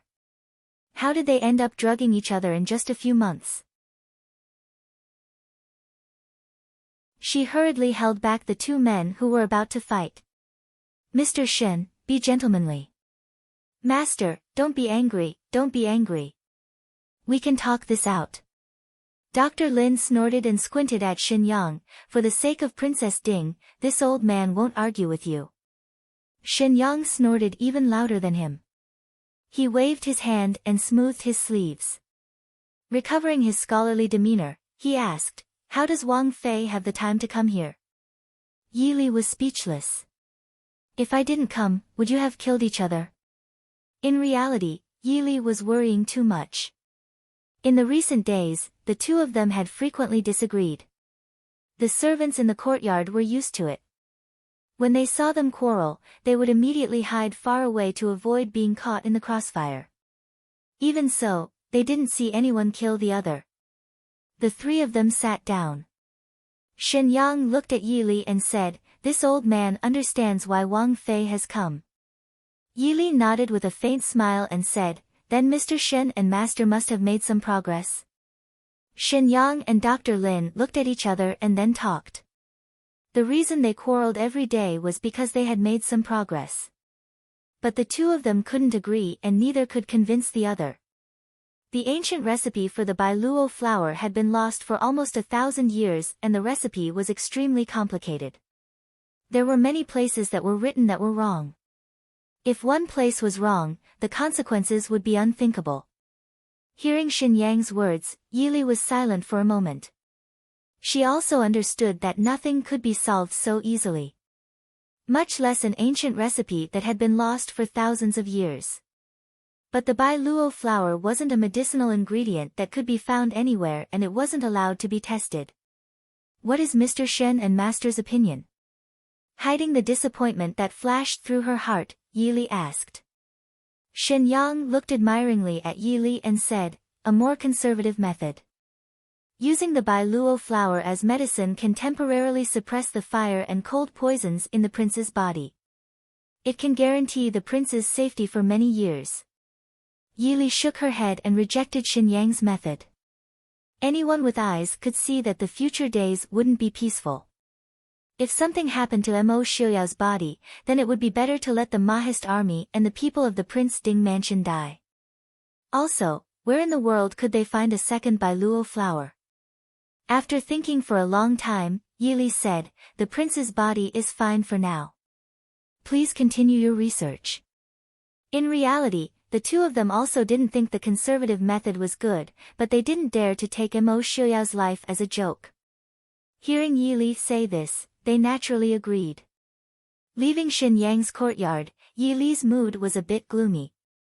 Strolling along the corridor, Yi suddenly stopped and said in a deep voice, Qin Feng, go invite sickly scholar over. This consort wants to see him. Yes, this subordinate obeys. Sickly scholar's poison skills could be said to be unparalleled in the world, but his martial arts skills weren't as good because of his body. Since Qin Feng knew his specialties and weaknesses, it wasn't difficult for Qi Lin to invite him over as a guest. Third Pavilion Master, long time no see. How have you been? Yi led her people into the parlor and smiled as she looked at the young man sitting in the parlor with a sinister expression on his face. Sickly scholar heard this and turned around. He narrowed his eyes and stared at the quiet woman in green. His eyes flashed with a malicious light. Cough cough. Princess Ding. It has indeed been a long time. What? Mo Xiaoyao isn't dead yet?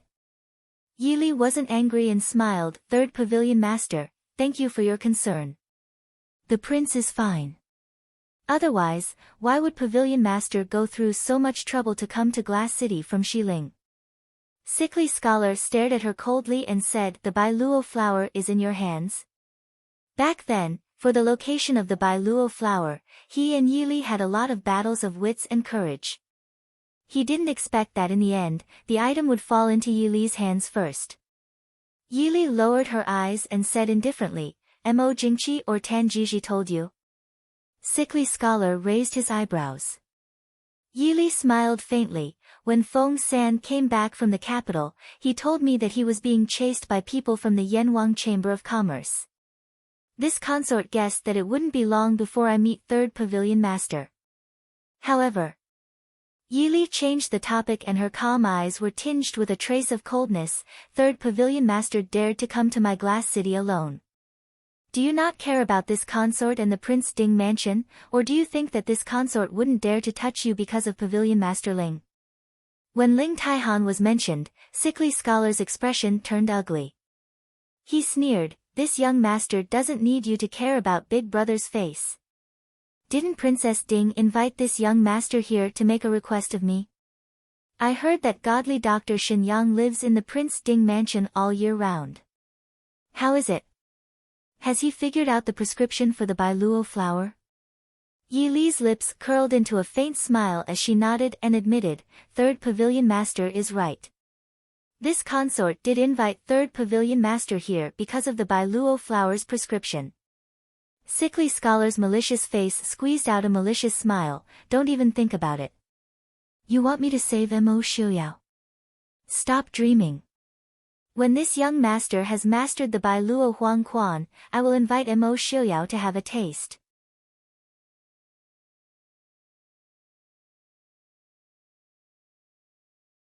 Chapter 478. Yi sat calmly on the chair and looked at him. Even her eyes did not move. Sickly scholar looked strangely at Yi and asked, you really are a strange woman. Are you really Mo Xiaoyao's woman? Yi raised an eyebrow and looked in puzzlement at him. Sickly scholar examined Yi for a moment and then asked, without the ancient recipe for the blue jade falling flower, Mo Xiaoyao would have died without a doubt. Are you not worried at all? Are you not angry at me for saying this?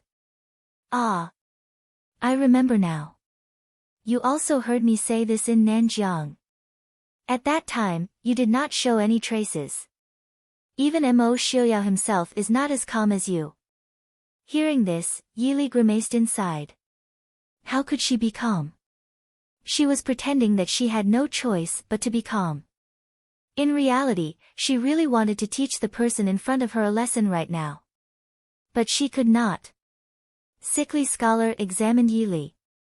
After a while, he suddenly smiled and said, I have it. If you really want to save Mo Xiaoyao, it is not impossible. Follow me in the future. If you follow me, this master will be more generous and spare Mo Xiuyao's little life. Yili blinked and asked calmly, follow you? What does third pavilion master want me to do with you? Sickly scholar looked at her with disdain and sneered, you don't think that this master likes you, right? With your status, it's not bad for you to be a servant girl who serves tea for me. What do you think? Standing behind Yili, Qin Feng's expression changed. He took a step forward and was about to attack. Yili raised a hand to stop him. She looked calmly at Sickly Scholar and said, Third Pavilion Master, I have a bad habit. If I am not happy, I will make others even more unhappy than me. So, if my husband dies. Sickly Scholar gave a disdainful smile and said, Princess, you don't want to say that you want to kill my wife, right? I'm very sorry, this master has not married yet. Yili gave a faint smile and continued after being interrupted, I want other people's entire family to die. Not to mention your family, even if it is someone you know, this consort can kill them all. Shameless boasting. Sickly Scholar's eyes twitched as he said coldly. Did this woman think that the Yanwang Chamber was the #1 assassins organization in the world and that they did not even put the Emperor of Shiling's office in their eyes? Or did he think that he, the third pavilion master of the King of Hell's pavilion, was an inexperienced child who could achieve his goal with just a few words? Yili smiled and said, even if third pavilion master doubts my abilities, you shouldn't doubt the abilities of the Black Cloud Cavalry and the Qilin. Or is it that third pavilion master is determined to oppose the Prince Ding mansion for so many years, but you have not even figured out the strength of your opponent? This consort does not understand what kind of deep hatred there is between third pavilion master and our prince that you have to stake it all on one throw? Not to mention anything else, without the falling jade flower, with your distinguished self's current body, who knows when he will die? How will you take revenge? This consort sees that third pavilion master's complexion and body are much worse than when he was in Nanjiang, right?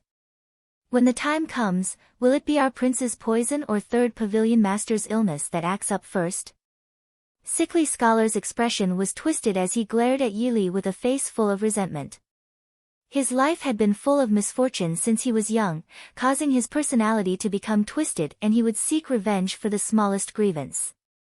There was no deep hatred between him and Mo Xiuyao, but in this world, he could be ranked in the top 3 of Mo Xiuyao's people. It was because Mo Xiuyao's palm had crippled most of his martial arts and damaged his heart meridians, causing his martial arts to stagnate and his body to become sickly. But in the end, it was because the Yanwang Chamber of Commerce had tried to assassinate Mo Xiuyao first. However, Sickly Scholar hated Mo Xiuyao from then on. Moreover, he hated him to the bone and he would not rest until he was dead. It was as unreasonable as Han Mingyue falling in love with Su Zuodi. After a while, Sickly Scholar suddenly began to chuckle. After a while, he stopped laughing and raised his chin to look at Yili. Princess Ding, there is nothing you can say. Even if I die, I will drag Mo Xiuyao down with me. As for the ancient recipe for the falling jade flower, you don't have to worry about it. No one in this world can solve it. If you accidentally turn the life-saving antidote into a deadly poison, don't blame me for not warning you. Yili quietly looked at him for a while, then slowly smiled. In that case, third pavilion master can stay in the Prince Ding mansion for the time being. Why don't you see who will live longer, Prince or you? Even if there is no antidote, as long as Prince is alive, he will be able to call the wind and summon the rain. As for you, you will have to lie in bed for half a year.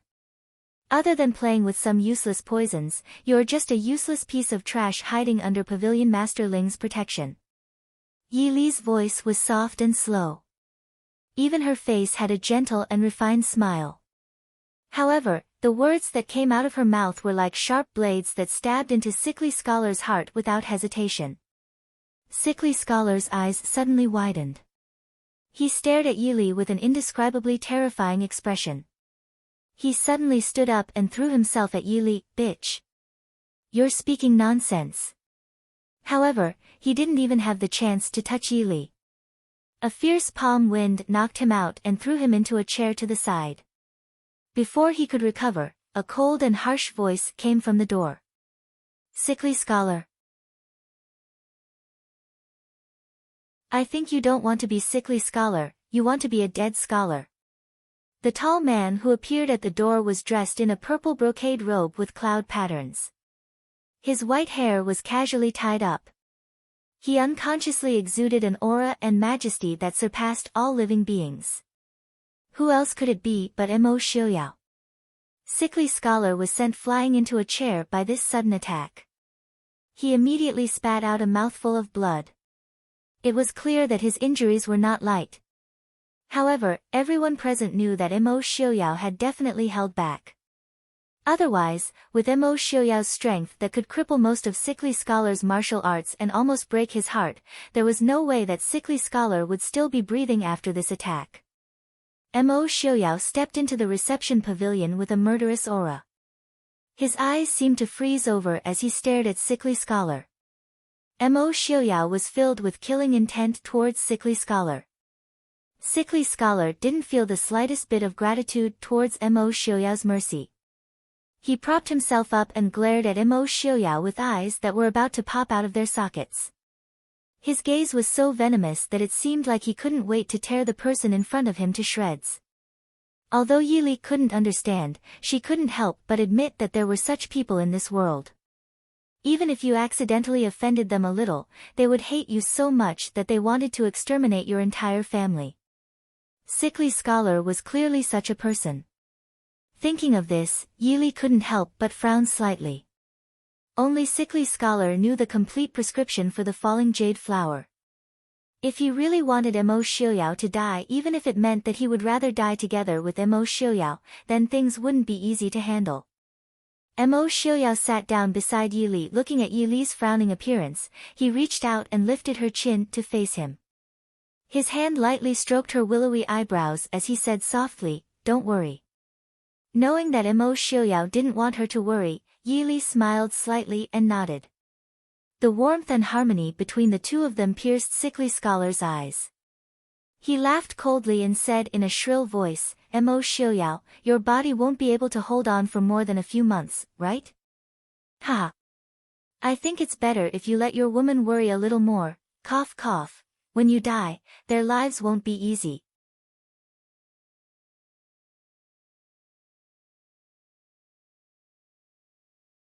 Chapter 479.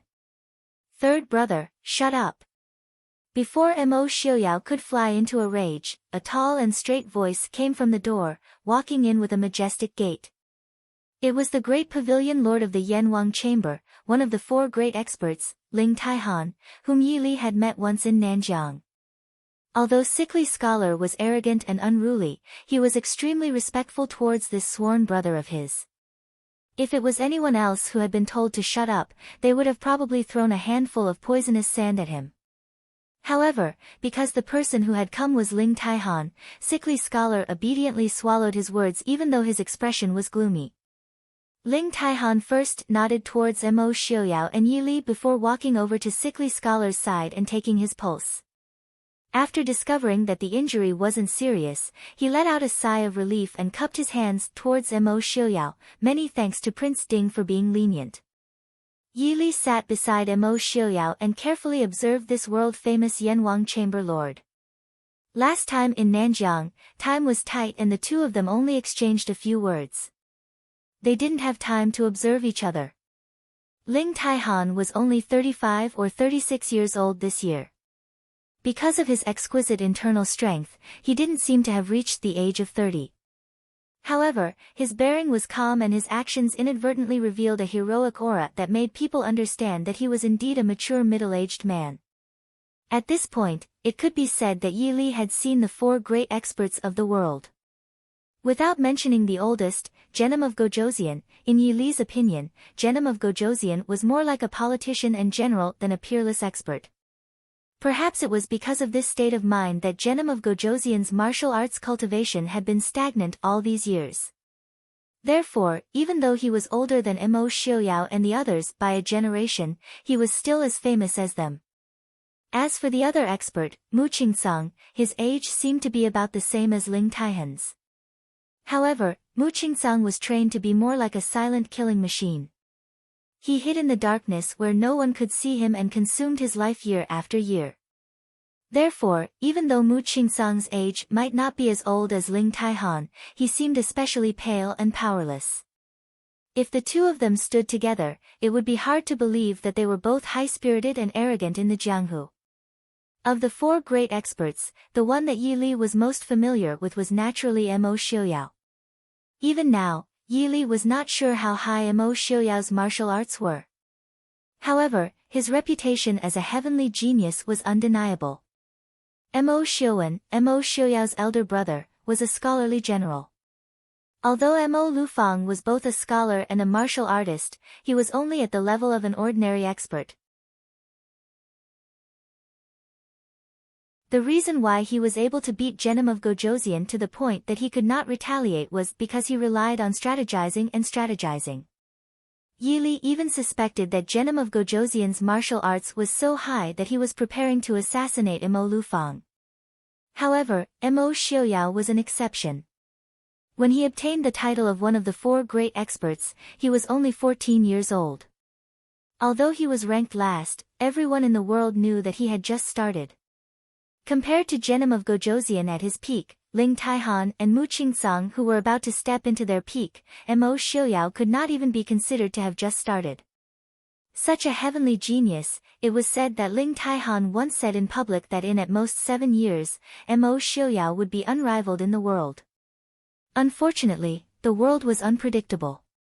After Mo Xiuyao turned 18, his life began to strangely tilt and become silent. After comparing the four great experts, Yi Li felt that Ling Taihan was the true peerless expert in people's hearts. Steady, bold, and measured in his actions.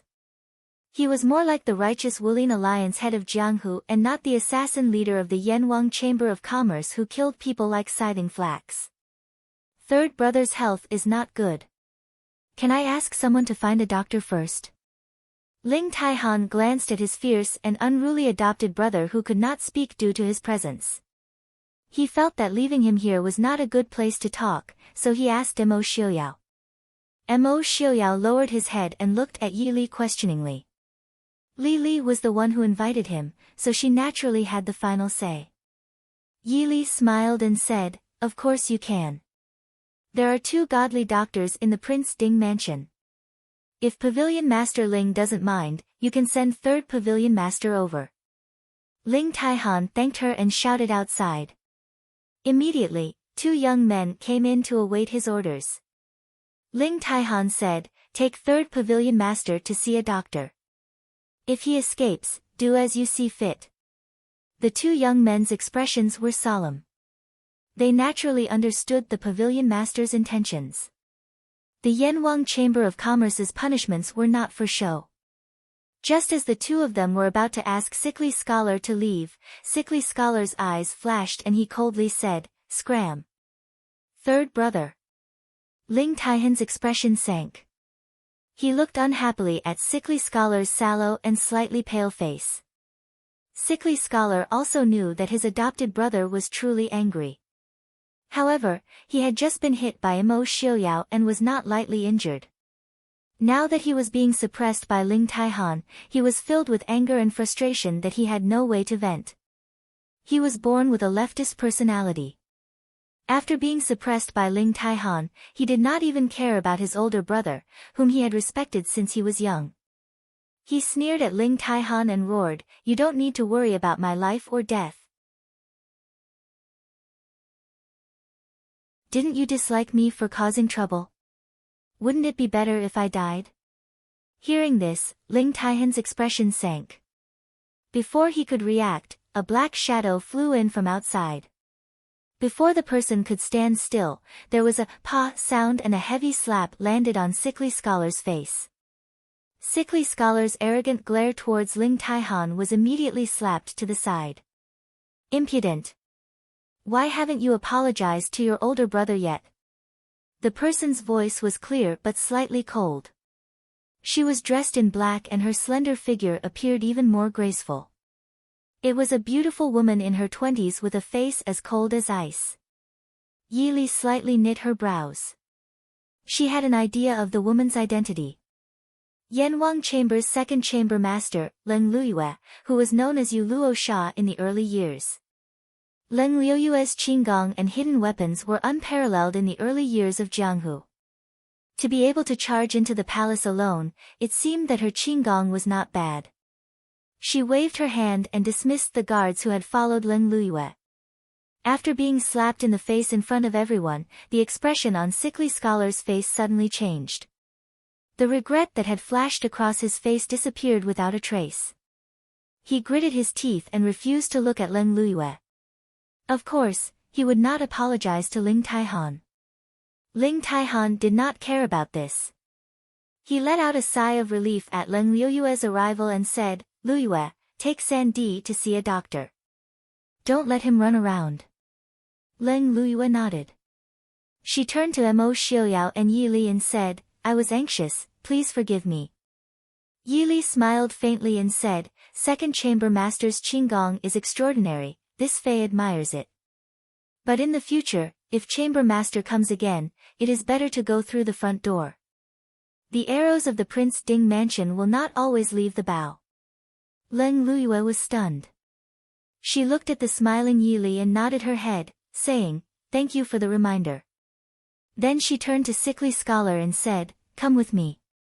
Sickly Scholar's personality was strange, but he had some feelings for his two sworn brothers and sisters. Previously, he had argued with Ling Taihan in a fit of anger. Now that he had been slapped, he slowly calmed down. Glancing at Yi Li and Mo Xiaoyao who were watching the show, he silently followed Leng Luyue. Although Yi Li did not show it on the surface, she was actually quite angry at Sickly Scholar.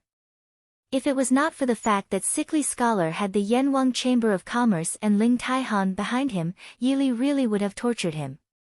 At this time, seeing his obedient appearance after being slapped, she felt very happy. She secretly cheered for Leng Liuyue's slap, good slap.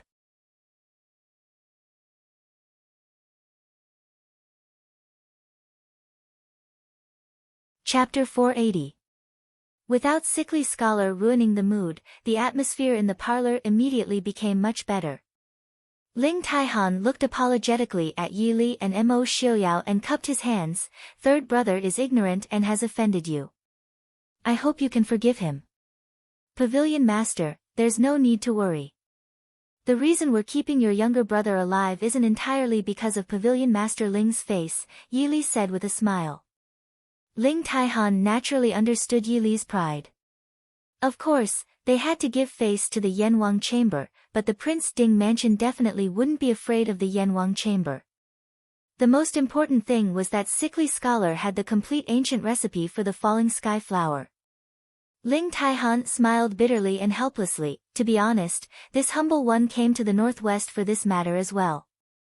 If Sickly Scholar could obtain information about the falling sky flower from the Prince Ding mansion, then of course Ling Taihan could obtain it as well.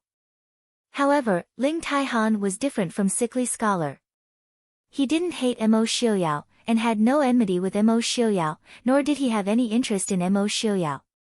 Whether Mo Xiaoyao lived or died didn't affect him in the slightest.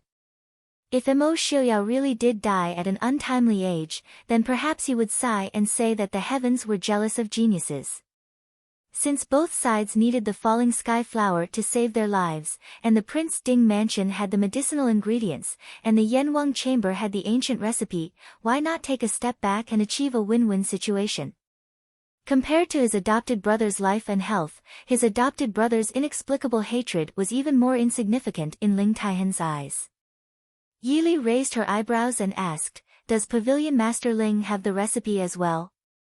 Ling Taihan shook his head frankly and said seriously, "Princess Ding, please do not worry. I will definitely hand over the recipe. After all, this concerns not only Prince Ding's safety, but also my third brother's life. If Prince Ding really died, even if his third brother did not die of illness, the Prince Ding mansion would not let him go." Yi Li looked at him with a smile and asked suspiciously, "There's only one Biluo flower. Pavilion Master Ling, have you never thought about what to do if you don't have enough medicine? Ling Taihan smiled and said, this one doesn't know much about medicine or poison, but since third brother intends to use half of the biluo flower to concoct medicine and half to concoct poison, it shouldn't be insufficient. Furthermore, I don't necessarily need the falling jade flower. I just hope that third brother's health will improve. Since he was young, he has suffered more than others, so his temperament is a bit strange. Ever since he was injured, he has become more and more withdrawn. It's all thanks to my guidance as his older brother. I hope the two of you can be magnanimous enough to forgive him. Sickly Scholar's problem was not as absolute as Mo Xiuyao's poison. His body was the result of serious injuries. Although the falling jade flower was the best solution, it was not necessarily the only way to save him. With the Prince Ding Mansion's ability, what kind of medicine could they not find and what kind of famous doctor could they not invite? Ling Taihan had wanted to personally go to the Prince Ding Mansion to ask Sickly Scholar to treat him. However, Sickly Scholar vehemently opposed it and even ran away from home, so he could only give up. Yi Li naturally understood Ling Taihan's meaning. She couldn't help but have a better impression of this top assassin in Jianghu. Regardless of what Ling Taihan and the Yanwang Chamber of Commerce were doing, at least Ling Taihan treated Sickly Scholar really well, even though he was not related to him by blood. With Sickly Scholar's personality, he was definitely not someone that people liked. It was not easy for Ling Taihan to be so considerate towards him. Also, with Sickly Scholar's personality and vicious methods, if it wasn't for Ling Taihan suppressing him, he would have caused a lot of trouble in Jianghu. Even if the Yanwang Chamber of Commerce was powerful, Jianghu was filled with crouching tigers and hidden dragons. Who knew when Sickly Scholar would provoke someone that he could not afford to provoke? Pavilion Master Ling is truly a good older brother. In that case, Pavilion Master, Second Pavilion Master, and Third Pavilion Master should stay in Glass City for a while. As for the ancient recipe, there's no need to rush it. It's not that I don't trust Pavilion Master, but it's too important right now. It's better if Third Pavilion Master is willing to take it out. Yi Li nodded towards Ling Taihan as she spoke. Ling Taihan thought for a moment, then nodded in agreement to Yi Li's suggestion. He also understood why Yi Li had such concerns. It was because his third brother's personality was too extreme. Even if he stepped in, his sworn brother might not be able to change his mind. He might risk his life to perish together with Prince Ding. At that time, not only would Prince Ding and his third brother's lives be sacrificed, but the lives of everyone in the Prince Ding Mansion and the Yanwang Chamber of Commerce would also be lost. Ling Taihan also knew a bit about Mo Xiuyao's situation. Seeing that Yi Li was still so calm at this time, he couldn't help but look at her in a new light. Then I'll have to trouble Princess Consort. After talking about Sickly Scholar's matter and Ling Taihan's departure, Yi Li got up and left the room for Mo Xiuyao and Ling Taihan to talk. She then got up and went to Xinyang's courtyard. Although the appearance of the Yanwang Chamber's second pavilion master had only been a fleeting one, Yi Li suddenly felt a trace of curiosity and interest towards this cold woman. Only Mo Xiuyao and Ling Taihan were left in the reception pavilion. It instantly became quiet. The two men both had extraordinary auras. Mo Xiuyao had more of the noble and domineering aura of someone born in a noble family, while Ling Taihan had more of the carefree and heroic aura of someone from the Jianghu. In terms of appearance, Ling Taihan lost to Mo Xiuyao by a bit. However, Ling Taihan's steady, heroic, and carefree personality made it easier for people to get close to him than Mo Xiuyao. After quietly drinking tea for a while, Ling Taihan finally raised his teacup to Mo Xiuyao and said with a smile, "I've long heard that Princess Ding is one of the most extraordinary women of her time. I've met you once in Nanjiang, but seeing you today, I know that you live up to your reputation. Prince Ding has married a good wife. It's truly a good fortune." Mo Xiuyao nodded without any trace of politeness. Of course Princess Li is a good wife. Pavilion Master Ling didn't come here just for sickly scholar, right? If that's the case, then there's no need. You and I have an agreement. As long as he doesn't really anger me, I won't touch him. Ling Taihan looked at him with a smile and asked suspiciously, why did I feel like Prince Ding wanted to kill him? Mo Xiaoyao snorted and said, he wanted to hurt Princess Li. I'll let him live. As for how he would let him live, that was up to him. As long as he had one breath left, it was still considered letting him live. You and I both know that he can't hurt Princess Ding at all. Not to mention Princess Ding's skills, the guard standing behind Princess Ding wasn't someone to be trifled with either. Based on his third brother's skills that were equivalent to half a cripple without poison, wanting to harm Ding Wangfei was just wishful thinking. However, Ling Taihan didn't plan on arguing with Mo Xiaoyao about this. If he wanted to avenge his beloved wife, it was Yan Wang Chamber's fault. He couldn't stop him. Otherwise, if he angered Mo Xiaoyao, it would only make things worse for his third brother. Letting out a sigh, Ling Taihan stopped thinking about his headache-inducing younger brother and said, didn't you ask me why I came to Glass City? Just now, there was a business deal that came to Yanwang Chamber. Mo Xiaoyao frowned, it's related to the Prince Ding mansion. Ling Taihan nodded and said, that's right. Although Yanwang Chamber has already said that they won't accept any business related to the Prince Ding mansion, the other party didn't want to assassinate anyone from the Prince Ding mansion this time. Also, the price they offered was very tempting. Mo Xiaoyao raised his eyebrows and looked at him with an indifferent expression. Yanwang Chamber was in the business of killing people. If they didn't kill people, why would they look for them? If it was something else, there would naturally be people who could do it better than them. Ling Taihan smiled and said, I've already accepted it. You're tuning in to the Blissful Bookshelf YouTube channel. We're so grateful for your support, and don't forget to subscribe to join us on this incredible journey through captivating stories. Your generosity through donations truly makes a world of difference, as it's the primary source of revenue that allows me to expand and enhance this channel for you. Thank you from the bottom of my heart for being a part of this adventure.